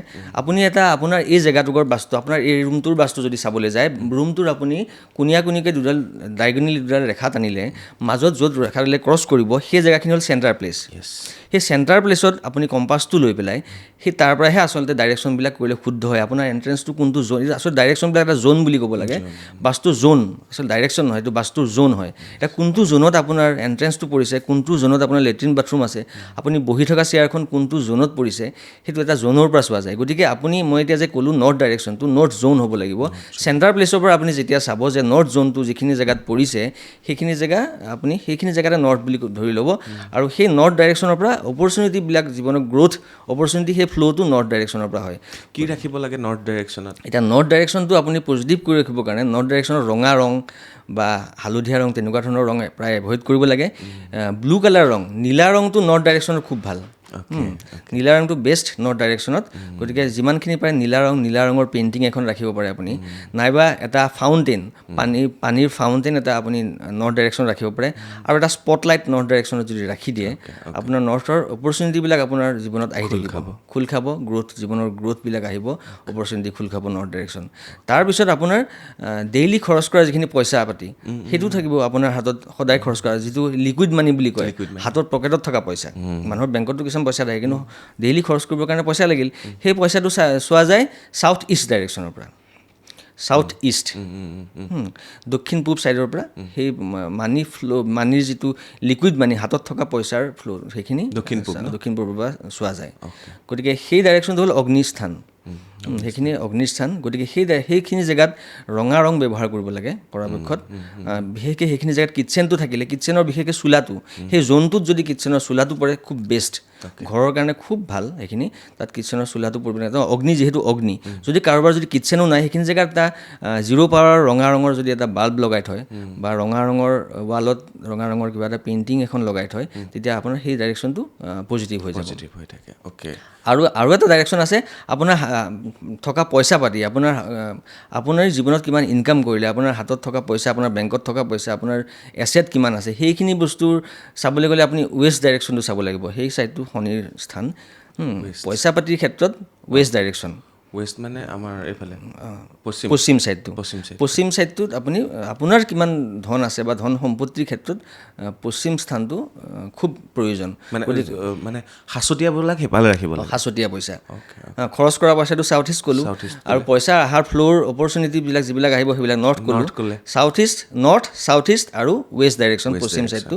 পশ্চিম ছাইডত যদি পজিটিভ কৰি ৰাখিব বিচাৰিছে, এটা আপুনি এখন ডাঙৰ বিল্ডিং এটাৰ ফটো এখন, নাইবা খুব ওখ পাহাৰ এটা, হিমালয় পৰ্বতৰ এখন ডাঙৰ ধুনীয়া পেইণ্টিং এখন যদি আপুনি ৱেষ্ট ডাইৰেকশ্যনত ৰাখিব পাৰে, খুব ভাল কথা।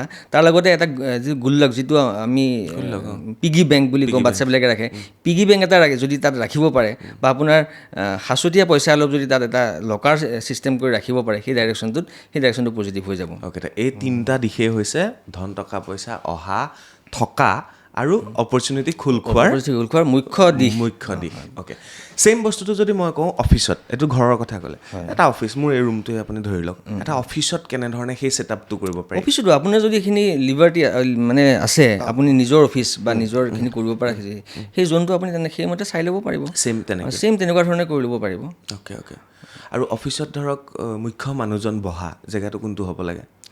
মুখ্য মানুহজন বা বছজন, ইষ্ট ডাইৰেকশ্যনটো সদায় মেইন বছৰ জেগা। গতিকে ইষ্ট ডাইৰেকশ্যন বা নৰ্থ ইষ্ট ডাইৰেকশ্যন, এই ডাইৰেকশ্যনটো ভাল। ইয়াৰ পিছত আৰু এটা প্ৰশ্ন আছে যে বাস্তুৰ দোষ, মানুহ মানে ইমানেই ভৰপূৰ জ্ঞান আহিছে ন আজিকালি, ইনষ্টাগ্ৰাম খুলিবই নোৱাৰে, চবেই জানে। তথাপি একদম স্পেচিফিক সুধিছোঁ, বাস্তুৰ কোনকেইটা দোষ আটাইতকৈ বেয়া, মানে যেতিয়া চেঞ্জ কৰিবই লাগে? হয়, বাস্তুৰ মই 2-এটা দোষৰ বিষয়ে ক'ম, যিকেইটা সাধাৰণতে খুব বেয়া আৰু তাৰ কোনো প্ৰতিকাৰ কৰাটো খুব সমীচীন নহ'ব বুলি মই ভাবোঁ। গতিকে প্ৰথম কথাটো হ'ল নৰ্থ ইষ্ট ডাইৰেকশ্যনটো। নৰ্থ ইষ্ট ডাইৰেকশ্যনটো বৃহস্পতিৰ স্থান। গতিকে নৰ্থ ইষ্ট ডাইৰেকশ্যনটো খুব ধৰ্মৰ বা খুব পবিত্ৰ স্থান। গতিকে নৰ্থ ইষ্ট ডাইৰেকশ্যনত পূজা ঘৰ এটা থকাটো বা খালী হৈ পবিত্ৰ চাফ চিকুণ হৈ থকাটো খুব দৰকাৰ নৰ্থ ইষ্ট ডাইৰেকশ্যনত। নৰ্থ ইষ্ট ডাইৰেকশ্যনত যদি কাৰোবাৰ কিটচেনৰ চোলাটো থাকে, কিটচেনটোৰ কথা মই বিশেষ নকওঁ, কিন্তু বিশেষ মানে দুখ হ'ব যদি কিটচেনৰ চোলাটো নৰ্থ ইষ্ট জোনটোত যদি পৰি যায়। সেই জোনটোত মই যে চেণ্টাৰৰ পৰা লোৱা জোনটোৰ এংগুল হিচাপে যদি আপুনি যায়, নৰ্থ ইষ্ট জোনটোত যদি কাৰোবাৰ কিটচেনৰ যদি চোলাটো য'ত অগ্নিটো পৰি যায়, তেতিয়া সাংঘাতিক এটা বাস্তুৰ দুখ লাগে, আৰু তাৰ কোনো ৰিমেডি কৰিলে তাৰ ফল আপুনি পাব নোৱাৰে। কিছুমানে হয়তো ৰিমেডিৰ কথা ক'বও পাৰে, কিন্তু মই ভাবোঁ যে তাত কোনো ৰিমেডি কৰাৰ দৰকাৰ নাই, সেই বস্তুটো ৰিপ্লেচ কৰাটোৱে খুব প্ৰয়োজন। তাৰ উপৰিও সেই নৰ্থ ইষ্ট জোনটোত যদি আপোনাৰ লেট্ৰিনৰ যিটো ছিটটো পৰি যায়, লেট্ৰিনৰ ছিটটো সেইটো একেধৰণৰ বাস্তুৰ দুখ লাগি যাব। গতিকে নৰ্থ ইষ্ট ডাইৰেকশ্যনত লেট্ৰিনৰ ছিট নহ'লে কিটচেনৰ চোলা, এই দুটাই ষ্ট্ৰিক্টলি প্ৰহিবিট, এইকেইটা ষ্ট্ৰিক্টলি একদম কৰিব নালাগে। যদি কৰাও আছে সেইখিনি জেগা অলপ পইচা খৰচ হ'ব, ভাঙি চিঙি অলপ স্থানটো পৰিৱৰ্তন কৰাটোৱে খুব ভাল। তাৰ বাহিৰে আৰু এটা কথা, চাউথ ইষ্ট ডাইৰেকশ্যন এটা আছে, সেইটোত অগ্নিস্থান। চাউথ ইষ্ট ডাইৰেকশ্যনত কিটচেন থকাটো খুব ভাল আকৌ। চাউথ ইষ্ট ডাইৰেকশ্যনত কিটচেনৰ চোলাটো থাকিব লাগে। তাত যদি তাত হ'ল সেইখিনি অগ্নিস্থান, তাত সেউজীয়া ৰং বা নীলা ৰং, সেই ধৰণৰ ৰং তাত ব্যৱহাৰ কৰিব নালাগে, সেইটো চাউথ ইষ্ট ডাইৰেকশ্যন। গতিকে তাত সেইখিনি মানুহৰ সদায় ঘৰত কাজিয়া পেচাল বা ঘৰৰ অশান্তি তেনেকুৱা ধৰণৰ লাগি থাকিব যদি সেই ডাইৰেকশ্যনটোৰ জোনটো ৱাইজ যদি আপুনি সেইমতে কালাৰ নকৰে, বা সেই জেগাখিনিত অগ্নিস্থানটোত যদি আপুনি ৱাটাৰ এলিমেণ্ট যদি আপুনি এড কৰি দিয়ে। তাৰ উপৰিও আৰু এটা কথা কওঁ, বাস্তুৰ বিশেষ দুখ এটা হ'ল south west direction. South west যিটো জোন আছে, সেই জোনটোত যে আপুনি ঘৰৰ এণ্ট্ৰেঞ্চটো পৰে, সেইটো অলপ বেয়া বুলি কোৱা যায় সেই এণ্ট্ৰেঞ্চটোৰ আপুনি অলপ কিছু প্ৰতিকাৰ আচলতে নকৰাই ভাল অলপ ডাইৰেকশ্যনটো চেঞ্জ কৰি দিব পাৰিলে ভাল কিছুমান প্ৰতিকাৰ আছে সেই জোনটো ব্লকেজ কৰি ল'ব পাৰি আমি অৰাত কিছুমান প্ৰতিকাৰ কৰোঁ অৰা আমি যিটো থেৰাপি কৰোঁ তাত কিছুমান প্ৰতিকাৰ কৰোঁ সেই এণ্ট্ৰেঞ্চটো যদি এটা ব্লকেজ কৰি এটা ভাৰ্চুৱেলি এটা বেলেগ এণ্ট্ৰেঞ্চ আমি খুলি ল'ব পাৰোঁ ক্ৰিয়েট কৰি ল'ব পাৰোঁ মানে মুখ্য দৰজাখন মুখ্য গেটখন হয়তো বুজিলোঁ ভিতৰততো একো প্ৰব্লেম ভিতৰত প্ৰব্লেম একো নাই আপোনাৰ সেইখিনি বাস্তুৰ মুখ্য দুখ বাকীবিলাকৰ বাস্তুৰ প্ৰতিকাৰ কৰিব পৰা যায় কিন্তু প্ৰতিকাৰ কৰিব নলগীয়া কথাকেইটা আপোনাক এইকেইটাই ক'লোঁ আৰু চেণ্টাৰ প্লেচটোৰ কথা পাহৰি গৈছিলোঁ ঘৰৰ একদম চেণ্টাৰ প্লেচটো খালী ৰাখিব লাগে পবিত্ৰ কৰি ৰাখিব লাগে সেইখিনি ব্ৰহ্মস্থান ব্ৰহ্মাৰ স্থান বুলি কোৱা যায় সেইখিনি জেগাত গতিকে সেই জেগাখিনি সদায় পৰিষ্কাৰ পৰিচ্ছন্ন কৰি ৰাখিব লাগে তাত কোনো ডাষ্টবিন জোতা চেণ্ডেল আদি নাৰাখিলে ভাল আৰু সেইখিনি জেগা যদি পৰিষ্কাৰ হৈ নাথাকে বা নৰ্থ ইষ্টত যদি মই কোৱাৰ দৰে কিটচেনৰ চোলা বা লেট্ৰিন থাকে তেনেকুৱা মানুহৰ দুৰাৰোগ্য ব্যাধিৰ পৰা বিভিন্ন ধৰণৰ বেমাৰ কেঞ্চাৰ আপোনাৰ নিউৰলজিকেল প্ৰব্লেম পেৰালাইচিছ আদি বিভিন্ন ধৰণৰ সমস্যা মানুহৰ হ'ব কেঞ্চাৰ যাৰ ঘৰত কেঞ্চাৰ আছে তেওঁলোকৰ চাব আপুনি 99% মানুহৰ দেখিব নৰ্থ ইষ্টত কিবা এটা দুখ আছে নৰ্থ ইষ্টত অগ্নি আপুনি দেখিব নৰ্থ ইষ্টত লেট্ৰিনৰ ছিটটো দেখিব কিবা এটা দেখিব নিশ্চয় প্ৰাঞ্জিতা এটা প্ৰশ্ন মই সোধোঁ এইটো মই বেলেগকো সুধিছোঁ ধৰক এটুকুৰা মাটি হয় এটুকুৰা মাটি সেই মাটি টুকুৰাৰ পৰা বাস্তু চাই নে ঘৰটোৰ বাউণ্ডেৰীৰ পৰা চাই গম পাইছেনে নে ঘৰটোৰ প্ৰিণ্টটোৰ পৰা চাই আৰু যদি এটা ৰুমৰ বাস্তু চাবলগীয়া হয় তেতিয়া সেই ৰুমটোৰ মানে ৱালে চাই নে বাস্তু নে গোটেই ঘৰটো চাই এই বস্তুটো ক্লিয়াৰ কৰি মই এতিয়া তাৰ এটা কথা মই সৰুকৈ কৈ থওঁ যেতিয়া বাস্তুটো কেনেকৈ হ'ল আচলতে মই সৰুকৈ ক'ব বিচাৰিছোঁ কম সময় লওঁ আপোনাৰ পৰা বাস্তু পুৰুষ আপুনি নামটো শুনিছে বাস্তু পুৰুষ যেতিয়া শিৱ আৰু অন্ধকাসুৰৰ যেতিয়া যুদ্ধ হৈছিলে মহাদেৱৰ লগত যুদ্ধ হৈছিলে তেতিয়া মহাদেৱৰ শৰীৰৰ ঘাম পৰি পেলাই বাস্তু পুৰুষৰ জন্ম হৈছিলে বাস্তু পুৰুষে ডাঙৰ ৰূপ লৈ গৈ আছিলে সকলো বস্তু সন্মুখত যি আহে তাকে গ্ৰাস কৰি গৈছিলে যেতিয়া পৃথিৱীখনো যেতিয়া গ্ৰাস কৰিবলৈ ল'লে ত্ৰিলোকক যেতিয়া গ্ৰাস কৰিবলৈ আৰম্ভ কৰিলে তেতিয়া গোটেই দেৱতাসকল অসুৰসকলে ভয় খাই পেলাই ব্ৰহ্মাৰ ওচৰলৈ গ'ল ব্ৰহ্মাই সকলোকে ক'লে যে তোমালোকে তেওঁলোকৰ সেই বাস্তু পুৰুষৰ ওপৰত বহি যোৱা আৰু তেওঁক তললৈ মুখ কৰি পেলাই তেওঁক দবাই দিয়া গতিকে তেওঁলোক গোটেইখিনি দেৱতা আৰু অসুৰ মিলি পেলাই বাস্তু পুৰুষক দবাই দিলে আৰু বাস্তু পুৰুষ যেনেকৈ ধৰণে তললৈ মুখ কৰি পৰিলে সেই বাস্তু পুৰুষ পৰাৰ সময়ত বাস্তু পুৰুষে কৈছে যে মোকতো শিৱৰ পৰা মই শিৱৰ অংশ হিচাপে শিৱৰ ঘামৰ পৰা মই জন্ম হৈছিলোঁ গতিকে মোক যদি এনেকৈ মোৰ জীৱনটো দেখোন অথলে যাব তেতিয়া ব্ৰহ্মাই তেওঁক বৰ দিলে যেতিয়া মানুহে ঘৰত কিবা কনষ্ট্ৰাকশ্যন কৰিব বাউণ্ডেৰী ক্ৰিয়েট কৰিব ঘৰত তেতিয়া তোমাৰ পূজা কৰা হ'ব আৰু তুমি সেই একৰ্ডিং টু তেওঁলোকৰ ঘৰৰ কনষ্ট্ৰাকশ্যন তুমি তেওঁলোকক ফল দিব পাৰিবা গতিকে বাস্তুৰ পুৰুষৰ সেইটোৱে কথা যে বাস্তু পুৰুষৰ একৰ্ডিং টু বাস্তু পুৰুষৰ দেহৰ অংগ হিচাপে যদি তেওঁলোকে আপুনি সেইমতে যদি আপুনি ঘৰ বাস্তু কৰে আপুনি বহুত জীৱনত উন্নতি পথত অগ্ৰসৰ হ'ব আৰু তাৰ যদি এগেইনষ্টত তাৰ উল্টা পিনে যদি আপুনি কাম কৰে এখন ঘৰ ধ্বংস হৈ যোৱাৰো আপোনাৰ উদাহৰণ আছে বাস্তু পুৰুষ আহি পৰিলে মোৰ কথাটো হ'ল মাটি টুকুৰাৰ পৰা বাস্তু চাই বাউণ্ডেৰীৰ পৰা বাস্তু চাই বুজি পাইছেনে নে ঘৰটোৰ প্ৰিণ্টৰ পৰা বাস্তু চাই নে এটা ৰুমৰ বাস্তু চাবৰ কাৰণে ক'ত চাই এই বস্তুটো এতিয়া বাস্তু চাবলৈ গ'লে খালী মাটি এটুকুৰত য'ত কোনো কনষ্ট্ৰাকশ্যন নাই কোনো বাউণ্ডেৰী নাই তেনেকুৱা এটা জেগাত বাস্তু নহয় বাস্তু হ'বৰ কাৰণে এখন বাউণ্ডেৰী দৰকাৰ আপুনি খালী প্লট এটা যেতিয়া আপুনি কনষ্ট্ৰাকশ্যন আৰম্ভ কৰিব এটা বাউণ্ডেৰী দিব সেই প্লটটোৰ বাস্তু আৰম্ভ হৈ যাব সেইখিনি জেগাত গতিকে বাস্তুৱে সেইটো সময়ৰ পৰা একশ্যন কৰা আৰম্ভ কৰিব আৰু যাৰ বাউণ্ডেৰী ৱাল নাই তাৰ বাস্তু চোৱাৰ কোনো প্ৰয়োজনীয়তা নাই কিন্তু আমি বাস্তু চাওঁ যে কোনোবা এজন মানুহে সেই খালী মাটি এটুকুৰত লৈ গ'ল সেই মাটিটুকুৰ ঠিকেই আছে নে তাত এনাৰ্জিটো পজিটিভ আছেনে নাই তাৰ সেই মাটিটুকুৰ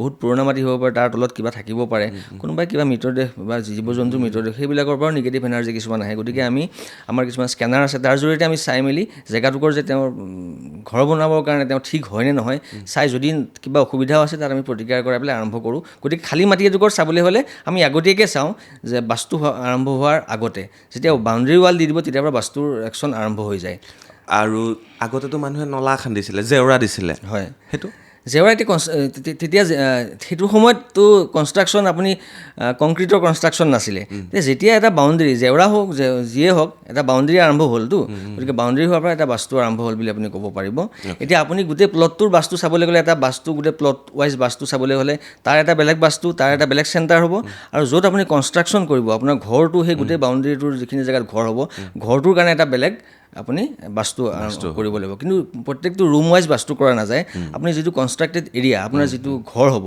সেই ঘৰটোৰ চাৰিওপিনৰ আপুনি ডাইৰেকশ্যনবিলাক লৈ পেলাই আপুনি স্কেল মেপখন লৈ পেলাই তাৰ চেণ্টাৰৰ পৰা আপুনি বাস্তু কৰা যায় আৰু গোটেই প্লটটোৰ এটা বেলেগ বাস্তু হয় বাস্তু বেলেগ বেলেগকৈ হয় ধৰক এটা প্লটটোৰ ঘৰটো কোন ছাইডে হ'ব লাগে মানে গোটেই ডাঙৰ এটা প্লট হয় প্লটটো চাৰিকোণীয়া প্লট ঘৰটো কোন ছাইডে হ'ব লাগে ঘৰটো এতিয়া প্লটটো তেতিয়া চাবলৈ গ'লে সেই জেগাটোত গৈ চাব লাগিব চব জেগালৈ বেলেগ বেলেগ আপোনাৰ পূব পিনে দক্ষিণ পিনে বা কোন পিনে ৰাস্তা গৈছে বা ৰাইট লেফ্ট দুটা ডাঙৰ প্লটৰ মাজত এটা সৰু প্লট সেইটো এটা বেয়া ইণ্ডিকেশ্যন কৰে সেই ঘৰৰ মানুহ মানে কেতিয়াও জীৱনত ৰাইজ কৰিব নোৱাৰে দুটা ডাঙৰ প্লটৰ মাজত এনেকুৱা প্লট ৱাইজ আপুনি ঘৰটো কোনখিনি জেগাত কৰিলে ভাল হ'ব তাৰ ওচৰে পাঁজৰে থকা বস্তুবিলাকৰ ওপৰতো চাই পেলাই কৰিব লাগিব আপুনি ডাইৰেক্ট ক'বলৈ এইটো অসুবিধা হ'ব আটাইতকৈ কোনোবা কয় নামঘৰৰ ওচৰৰ প্লট নামঘৰৰ ওচৰৰ প্লট হস্পিটেলৰ ওচৰৰ প্লট বা মন্দিৰৰ ওচৰত থকা সেই মানুহঘৰৰ সাধাৰণতে বাস্তু ঠিক নাথাকে ইয়াৰ পিছত আহিলোঁ এইখিনি বাস্তুৰ কথা পাতিলোঁ নিউমাৰলজি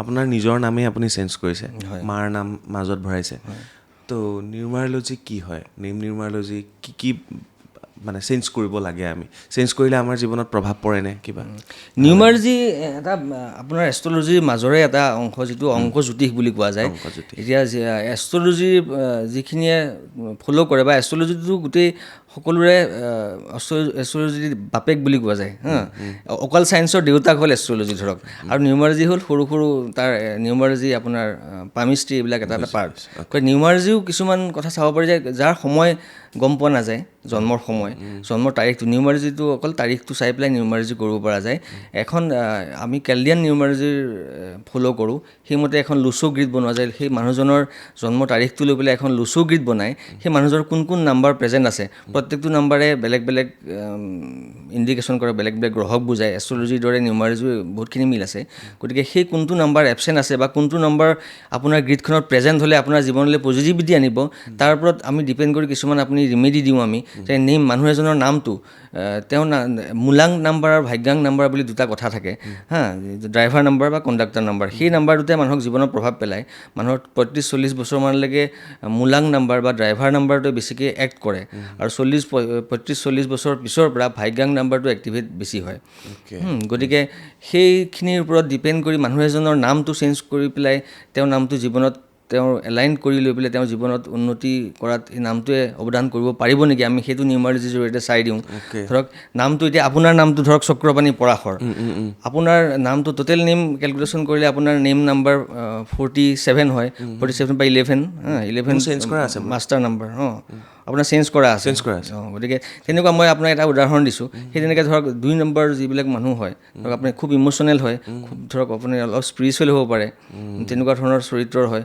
বা কেতিয়াবা জীৱনত বেলেগ যাক আপুনি বিশ্বাস কৰিছে তেওঁৰ পৰা ঠগ খোৱাৰ সম্ভাৱনা থাকে ধৰক তেনেকুৱা সেই চৰিত্ৰৰ মানুহ আপোনাৰ সেই নাম্বাৰটো প্ৰেজেণ্ট আছেনে নাই বা যিটো নাম্বাৰ আপোনাৰ লাইফত প্ৰেজেণ্ট হ'লে আপোনাৰ জীৱনটো উন্নতি কৰিবনে নাই সেইমতে আপোনাৰ নামটো ঠিক কৰি লোৱা যায় মই সেইমতে ঠিক কৰি লৈছোঁ আৰু বিভিন্ন পৰামৰ্শ দিওঁ হয় আৰু কোনটো নাম্বাৰত পৰিলে খুব ভাল নাম্বাৰকেইটা অকণমান কৈ দিয়ক না নাম্বাৰ বিশেষকৈ আপুনি নোচোৱাকৈ ক'বলৈ গ'লে নাম্বাৰ 5 নাম্বাৰ 6 এইটো চবতছে বেষ্ট নাম্বাৰ 5টো একদম গোটেই নিউমাৰলজি গ্ৰিডখনত চেণ্টাৰ থাকে গতিকে চেণ্টাৰত নাম্বাৰ 5টোৱে বাকী নাম্বাৰবিলাক কোনোবা নাম্বাৰ মিচিং থাকিলেও 5টোৱে ৰিপ্লেচ কৰিব পাৰে গতিকে নাম্বাৰ 5টো বেষ্ট এইটো বুধৰ নাম্বাৰ আৰু নহ'লে 6 নম্বৰটো শুক্ৰৰ নাম্বাৰ গতিকে 6 নম্বৰটো পাছৰ পিছত 6 নম্বৰ থাকিলে আপুনি চকু মুদি চেঞ্জ কৰি ল'ব পাৰে তাৰ উপৰিও 7 নম্বৰটো কিছু ক্ষেত্ৰত কৰিব পাৰে নাম্বাৰ 9টো এনেকুৱা এটা নাম্বাৰ যিটোৱে মানুহক খুব ভাগ্যৱান বনাই দিব পাৰে আৰু খুব তলতো নমাই দিব পাৰে গতিকে নাম্বাৰ 9টো প্ৰেডিক্ট কৰিব নোৱাৰে নাম্বাৰ গতিকে নাম্বাৰ 9টো আপুনি প্ৰেডিক্ট কৰিব নোৱাৰে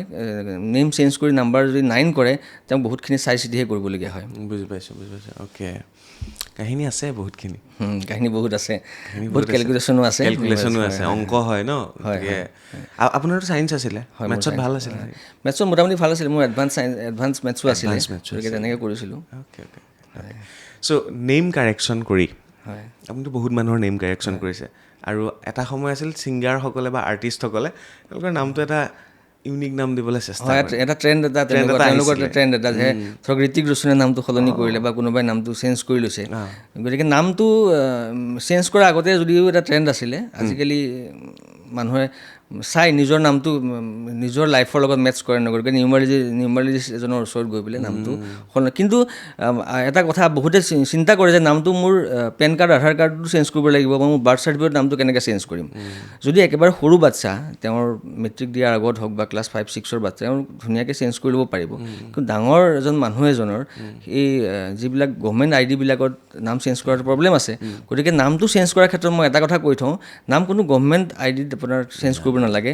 সেই আপোনাৰ পকেটত থকা গভমেণ্ট আইডিখন, পেন কাৰ্ডখন মানুহে কেইজন মানুহে চায়, কিন্তু আপোনাৰ চাই নামটো ক'ত? ছ'চিয়েল মিডিয়াত, আপোনাৰ ঘৰৰ নেম প্লেটত, আপোনাৰ ভিজিটিং কাৰ্ডত। গতিকে আপোনাৰ নাম চেঞ্জ কৰাৰ প্ৰচেছটো আপোনাৰ এনেকুৱা, য'ত মানুহে মেক্সিমাম মানুহৰ ভিউ হয়, আৰু যিমান মানুহে দৃষ্টি দিব, যিমান মানুহে আপোনাৰ নামটোত ভিউ কৰিব, সিমানে আপোনাৰ নামৰ পজিটিভিটিখিনি এনহেঞ্চ বাঢ়ি গৈ থাকিব। সেইটোৱে কথা। দাদা আৰু এটা প্ৰশ্ন সোধোঁ, ব্ৰেণ্ডিং ধৰি লওক এটা কোম্পানীৰ ব্ৰেণ্ডিং, কোম্পানী ব্ৰেণ্ডিং কোনটো নামত হ'লে বা কিমান নম্বৰত হ'লে খুব ভাল হয়? 1 নম্বৰ প্ৰশ্ন। 2 নম্বৰ প্ৰশ্ন, কোম্পানীৰ নামবিলাক যিবিলাক কোম্পানী থাকে, ডাবল অ' থাকে, সেইবিলাক কোম্পানী বহুত ফেমাছ হয়। মই এনেই জাষ্ট চাওঁ কেতিয়াবা, ধৰি লওক গুগল হওক, ইউটিউব হওক, হয়নে, অ'য়' হওক, হয়নে বাৰু, অ'লা হওক, যিমান আপুনি ডাবল অ' থকা, ছিংগল অ' থকা বহুত ডাঙৰ কোম্পানী, মানে বহুত ফেমাছ।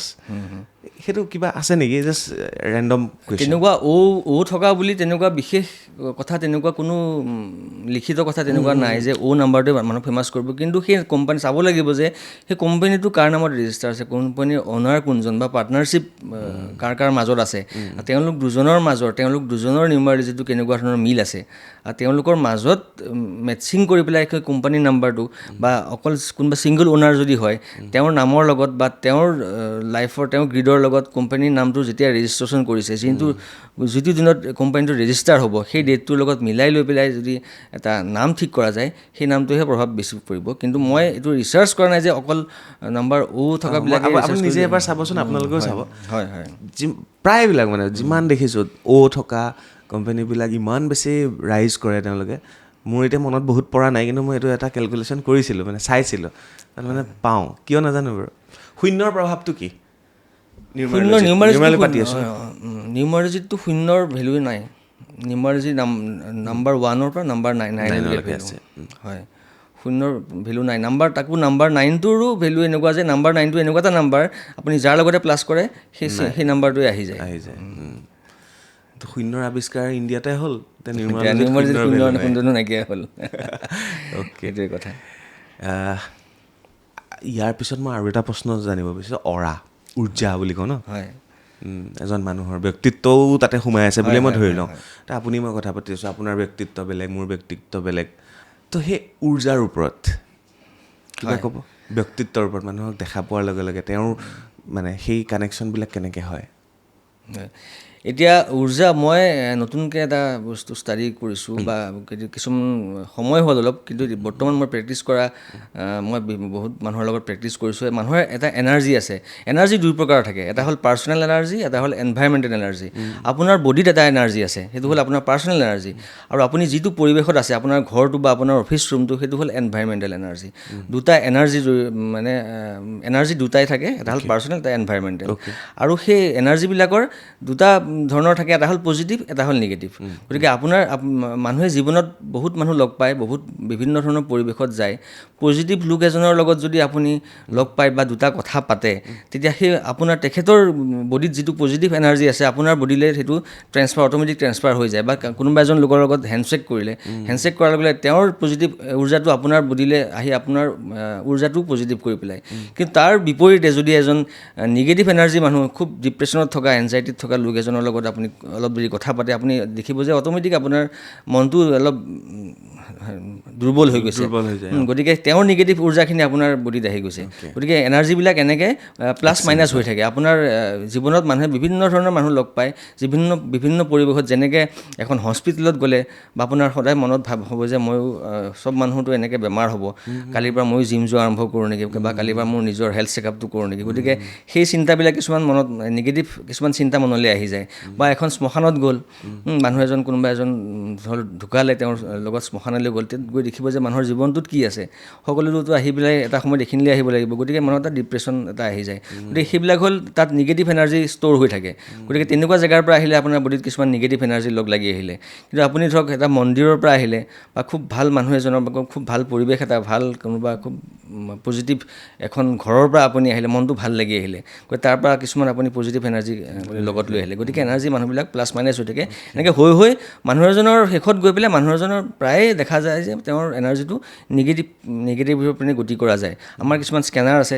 যাৰ জৰিয়তে আমি চাওঁ যে মানুহজনৰ এনাৰ্জিটো কেনেকুৱা কিছুমান সমস্যা লৈ আহে তেওঁলোকৰ সদায় মনটো কি কাৰণে বেয়া লাগি থাকে তেওঁ নিজেও ক'ব নোৱাৰে বা কি কাৰণে ঘৰৰ কোনোবা এটা চুকত কোনোবা এটা ৰুমত বহিলে তেওঁৰ মনটো বেছি বেয়া লাগে তেতিয়া চাব লাগিব সেই ঘৰটোত সেইখিনি জেগাত কেনেকুৱা এনাৰ্জি আছে গতিকে তেনেকুৱা ধৰণৰ সমস্যাবিলাক চাই আমি পজিটিভ নিগেটিভ এনাৰ্জি চাই আমি কিছুমান সহজ কিছুমান প্ৰতিকাৰ আছে ৰেমেডি আছে আমি তেওঁলোকক কৰাই সেই বস্তুক আমি ঠিক কৰি পেলাওঁ গতিকে তাৰপিছৰ পৰা তেওঁৰ অলপ পজিটিভিটি আৰম্ভ হৈ যায় বা কৰ্মক্ষেত্ৰতো তেওঁৰ এইখিনি ৰিফ্লেকশ্যন হৈ যায় সেইটোৱে মইতো বহুত মানুহ পাই থাকোঁ হয় বেলেগ মানুহৰ লগত কথা পাতি বেলেগ ধাৰণা হয় কাৰোবাক লগ পালে খুব ভাল লাগে এতিয়া আপোনাক লগ পাই ভাল লাগিল দুদিন লগ পালোঁ আমি পজিটিভ ভাইব এটা আছে কিছুমান মানুহ আহে ধৰক কথা পাতিবলৈ মন নাযায় অ'কে চাহ একাপ খুৱাই পঠিয়াই দিওঁ আৰু উপায় নাই সেইটো আপুনি গম পাব যে আপোনাৰ আমি চাই গম পোৱা হৈছোঁ যে মানুহজনৰ এনাৰ্জিটো পজিটিভ দেন তেওঁৰ এনাৰ্জিটো নিগেটিভ বা তেওঁৰ সমস্যাটো তেওঁ যেতিয়া ক'বহি আহি পেলাই তেওঁ কি কাৰণে সমস্যাটো হৈ আছে আমি তেওঁৰ জেগাত গম পাওঁ যে তেওঁৰ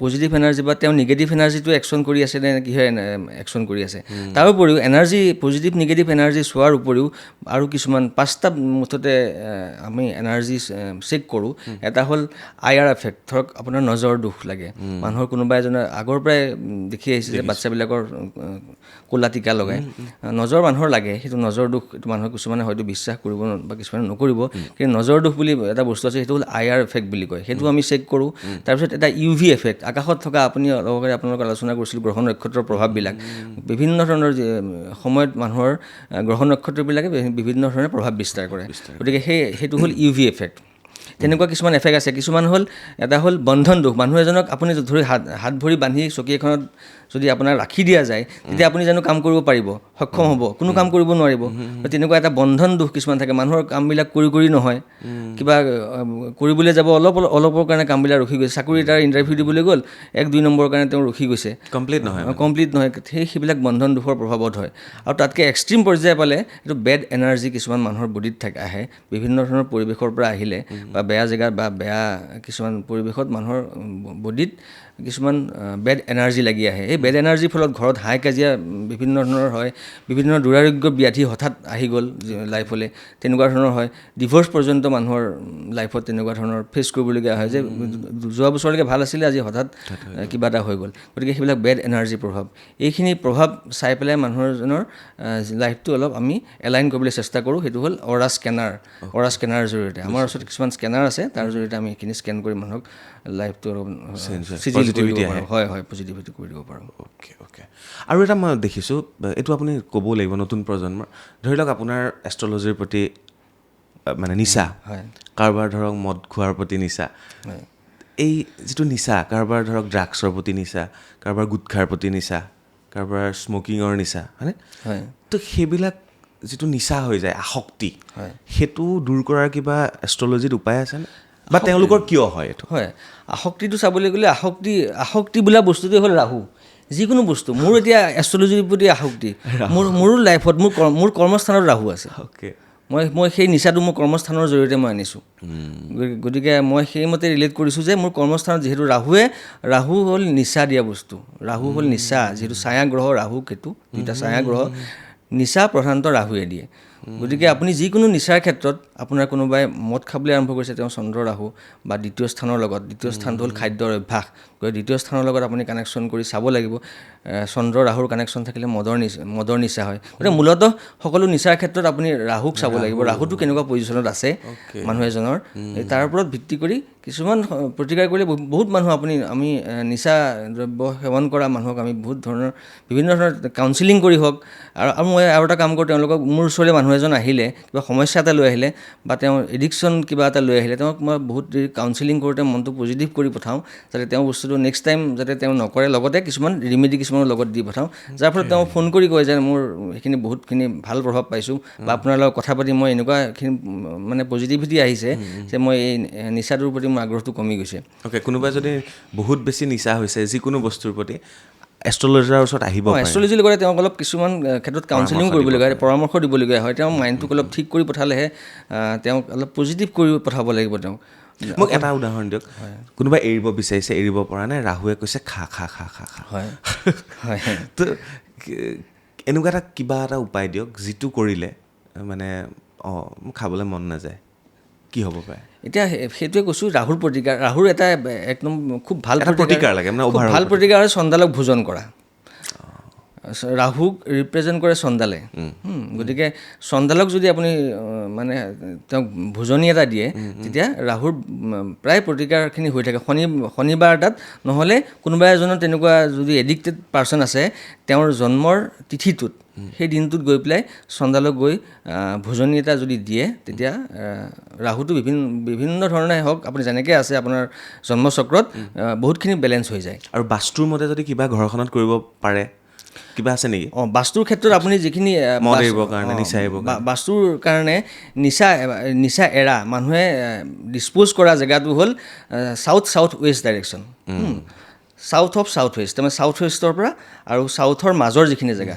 সেই জেগাখিনি যদি নিচা যদি তেওঁ যিটো ব্ৰেণ্ডৰ নিচা কৰে বা তেওঁ যি নিচা কৰে সেই নিচাৰ বস্তুৰ সেই ব্ৰেণ্ডটো যদি সেইখিনি জেগাত ৰাখি থৈ দিয়া যায় সেইখিনি ডিছপ'জ হোৱা বুলি কয় সেইখিনি ডিছপ'জেল এৰিয়া অফ ডিছপ'জেল গতিকে সেইখিনি জেগাত তেওঁ নিচাটো অলপ লাহে ধীৰে কমি আহিব গতিকে বাস্তুৰ ক্ষেত্ৰত প্ৰতিকাৰ হ'ল এইটো চবেই কৰি চাব যাৰ ঘৰত আছে চ' এনেকৈয়ে বহুতখিনি কথা আমি পাতিলোঁ আৰু শেষৰ ফালে গৈছোঁ আপুনি মোক কৈছিলে ভাল ভাল ৰেমেডিছ দিব আপুনি যিখিনি সকলোৰে কৰিব পাৰে তো প্লিজ সেইকেইটা শুনিবলৈ মই ৰৈ আছোঁ এতিয়া মই গ্ৰহ হিচাপে প্ৰথম মই ৰবি গ্ৰহৰ ক্ষেত্ৰত কাৰোবাৰ যদি জীৱনত ৰবিৰ ক্ষেত্ৰত সমস্যা আহে বা দেউতাকৰ ক্ষেত্ৰত সমস্যা বা চাকৰি বাকৰিৰ ক্ষেত্ৰত সমস্যা সূৰ্যক জল দিয়ক সূৰ্যক তামৰ পাত্ৰ এটাত আপুনি শুদ্ধ পানী লৈ পেলাই পৰিষ্কাৰ পানী লৈ তাত কেইটামান চাউল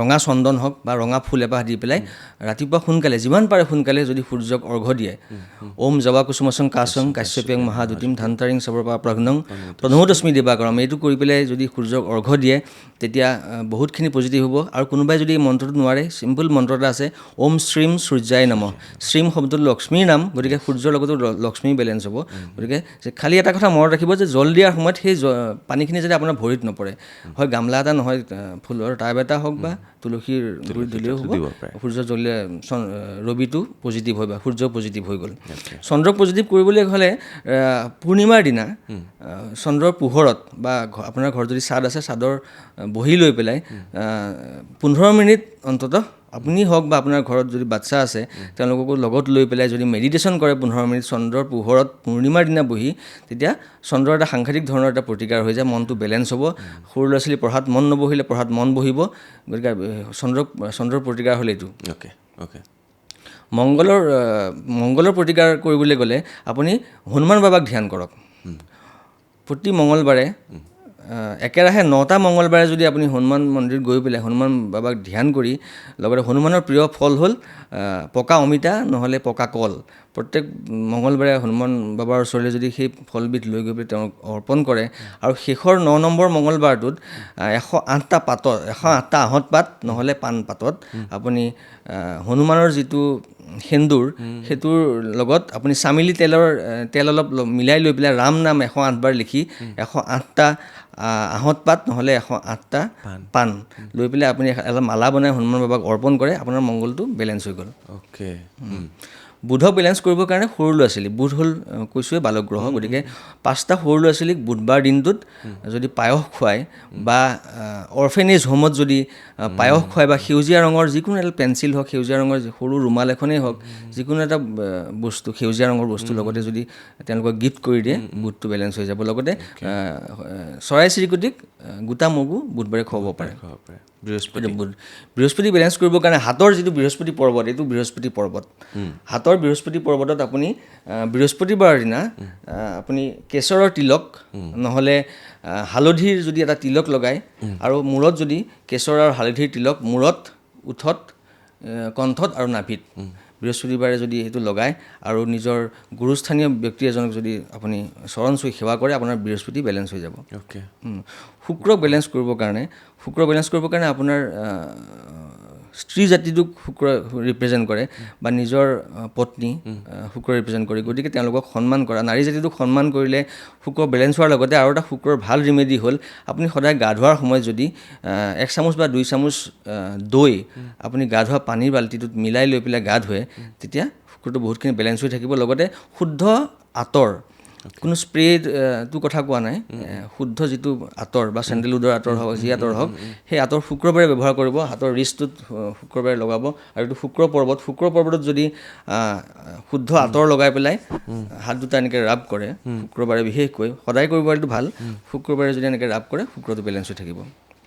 শনি বেলেঞ্চ কৰিবৰ কাৰণে, শনিৰ ক্ষেত্ৰত শনি বৃদ্ধ গ্ৰহ, গতিকে বৃদ্ধাশ্ৰমত যদি আপুনি কিছু সেৱা আগবঢ়ায় বা লেবাৰ ক্লাছ যিবিলাকে খুব কষ্ট কৰি পেলাই শ্ৰমজীৱী লোকসকলক, তেওঁলোকক যদি অলপ সহায় কৰে বা এগিলাচ পানী বা এবটল পানী বা কিবা এটা খাদ্য যদি তেওঁলোকক আপোনালোকে আগবঢ়ায় বা এইটো অভ্যাসত যদি আপোনাৰ পৰিণত কৰে, যে শনিবাৰেই কৰিব লাগিব কথা নাই, এইটো অভ্যাসত পৰিণত কৰিব লাগিব আৰু বৃদ্ধ লোকসকলক সন্মান কৰিব লাগিব, তেওঁলোকক সেৱা কৰিব লাগিব, তেতিয়া শনি গ্ৰহ বেলেঞ্চ হৈ থাকিব।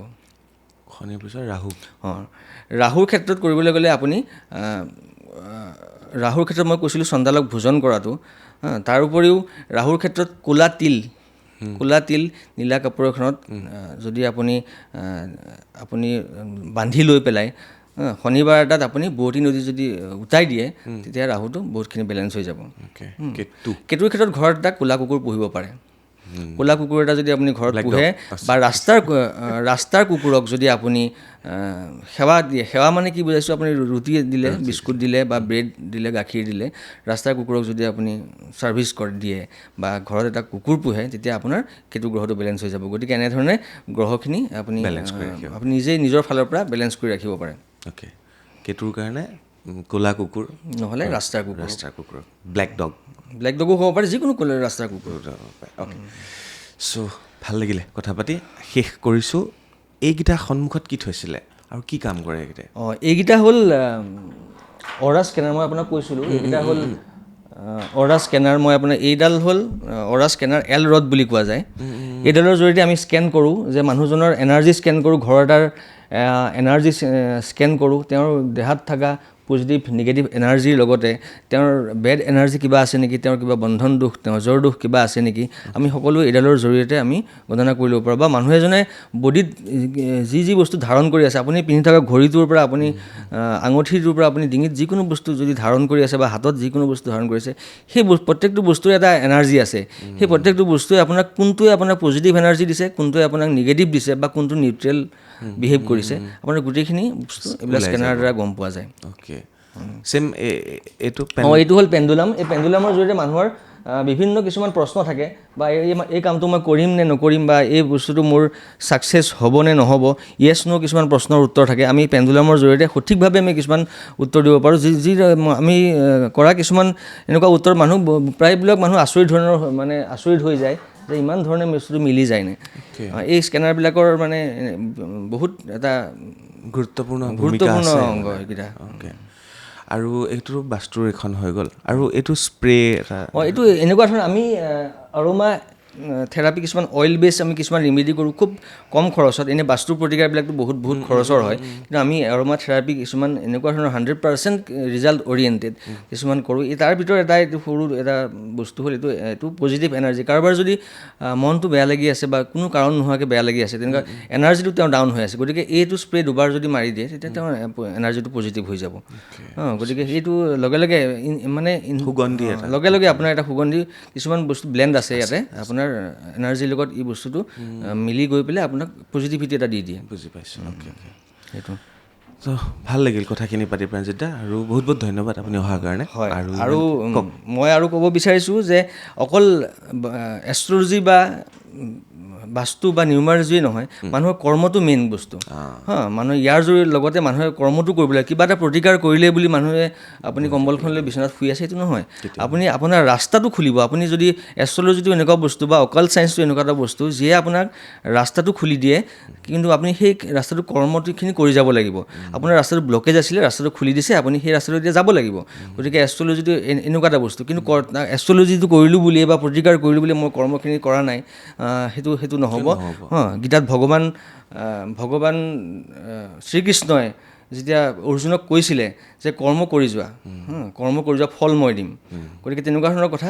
যদি কৰ্ম নকৰাকৈ কোনোবা এজন লোকে যদি অকল এষ্ট্ৰলজিৰ ওপৰত ভৰসা কৰি থাকে সেইটোও নহ'ব। দুইটা বস্তু বেলেঞ্চ কৰি ৰাখিব লাগিব। শেষ প্ৰশ্ন, আপোনাৰ 2খন কাণ ফুটোৱা আৰু 2খন কাণতে আপুনি সোণৰ হেৰি পিন্ধি আছে, হয়। তো কাণ ফুটোৱাটো এষ্ট্ৰলজিত আছে? কাণ ফুটোৱাটো এষ্ট্ৰলজিৰ কৰ্ণ কি বুলি কওঁ আমি, কৰ্ণবেদ।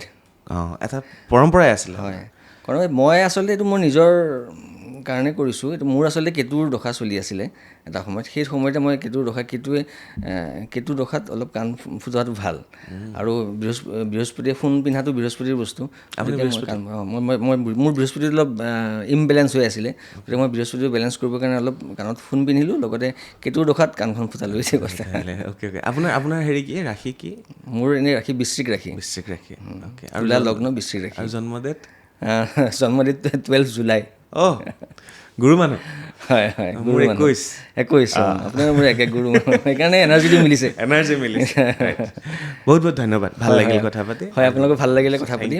নিশ্চয় লগ পাম, নিশ্চয় আকৌ লগ পাম। আৰু আপোনালোকে যদি প্ৰাণজিৎ দাৰ সৈতে যোগাযোগ কৰিব বিচাৰে, কাৰণ তেওঁ চাকৰিয়াল মানুহ দেই, মই মাজতে কৈ থৈছোঁ, চাকৰিয়াল মানুহ, সময় একেবাৰে কম পায়, আবেলি আৰু দেওবাৰে সময়খিনি পায়।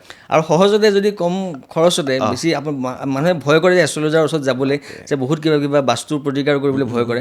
কম খৰচত মই মানুহক বিশেষ বাৰ্ডেন নিদিয়ে, কম খৰচত যাক যেনেকৈ ধৰণে কম হেৰিত কৰিব পাৰি মই তেনেকৈ ধৰণে প্ৰতিকাৰ কৰোঁ। মোৰ ওচৰলৈ আহিলে নিশ্চয় এটা পজিটিভ এনাৰ্জি বা পজিটিভ ভাইবছ লৈ যাব পাৰে। মোৰ ঘৰতো আহিব পাৰিব। মানুহ এজনক ঠিক কৰাৰ আগতে মই নিজে ঠিক হৈ ল'ব লাগিব। গতিকে মোৰ নিজৰ ঘৰৰ পৰিৱেশ, মোৰ নিজৰ পাৰ্চনেলিটি, প্ৰথমতে মই নিজেই সলনি হৈ লৈছোঁ, বা মোৰ ঘৰৰ পৰিৱেশটো মই নিজেই সলাই লৈছোঁ। মানুহ এজন আহিলে মোৰ ঘৰত এটা পজিটিভ, মোৰ চেম্বাৰত সোমাই এটা পজিটিভ ভাইবছ এটা পাব লাগিব। গতিকে মই তেনেকুৱা ধৰণে নিজেই হৈ লৈছোঁ, যাতে মই বেলেগকো তাৰ উপদেশ দিব পাৰোঁ বা মই প্ৰতিকাৰ দিব পাৰোঁ। খুব ভাল লাগিল, বহুত ধন্যবাদ। আৰু অনেক এষ্ট্ৰলজাৰ আছে, আৰু এষ্ট্ৰলজি আজিকালি বহুতে বিশ্বাস কৰে, আৰু এষ্ট্ৰলজাৰ হ'বলৈও বহুতৰ মন থাকে, পঢ়া শুনা কৰে। প্ৰাণজিৎ দাক কিছু ডিফাৰেঞ্চ পালোঁ, ভাল লাগিলে। আৰু তলত নম্বৰ থাকিব প্ৰাণজিৎ দাৰ, আপোনালোকে কথা পাতিব, যোগাযোগ কৰিব। আজিলৈ বিদায় লৈছোঁ, ধন্যবাদ।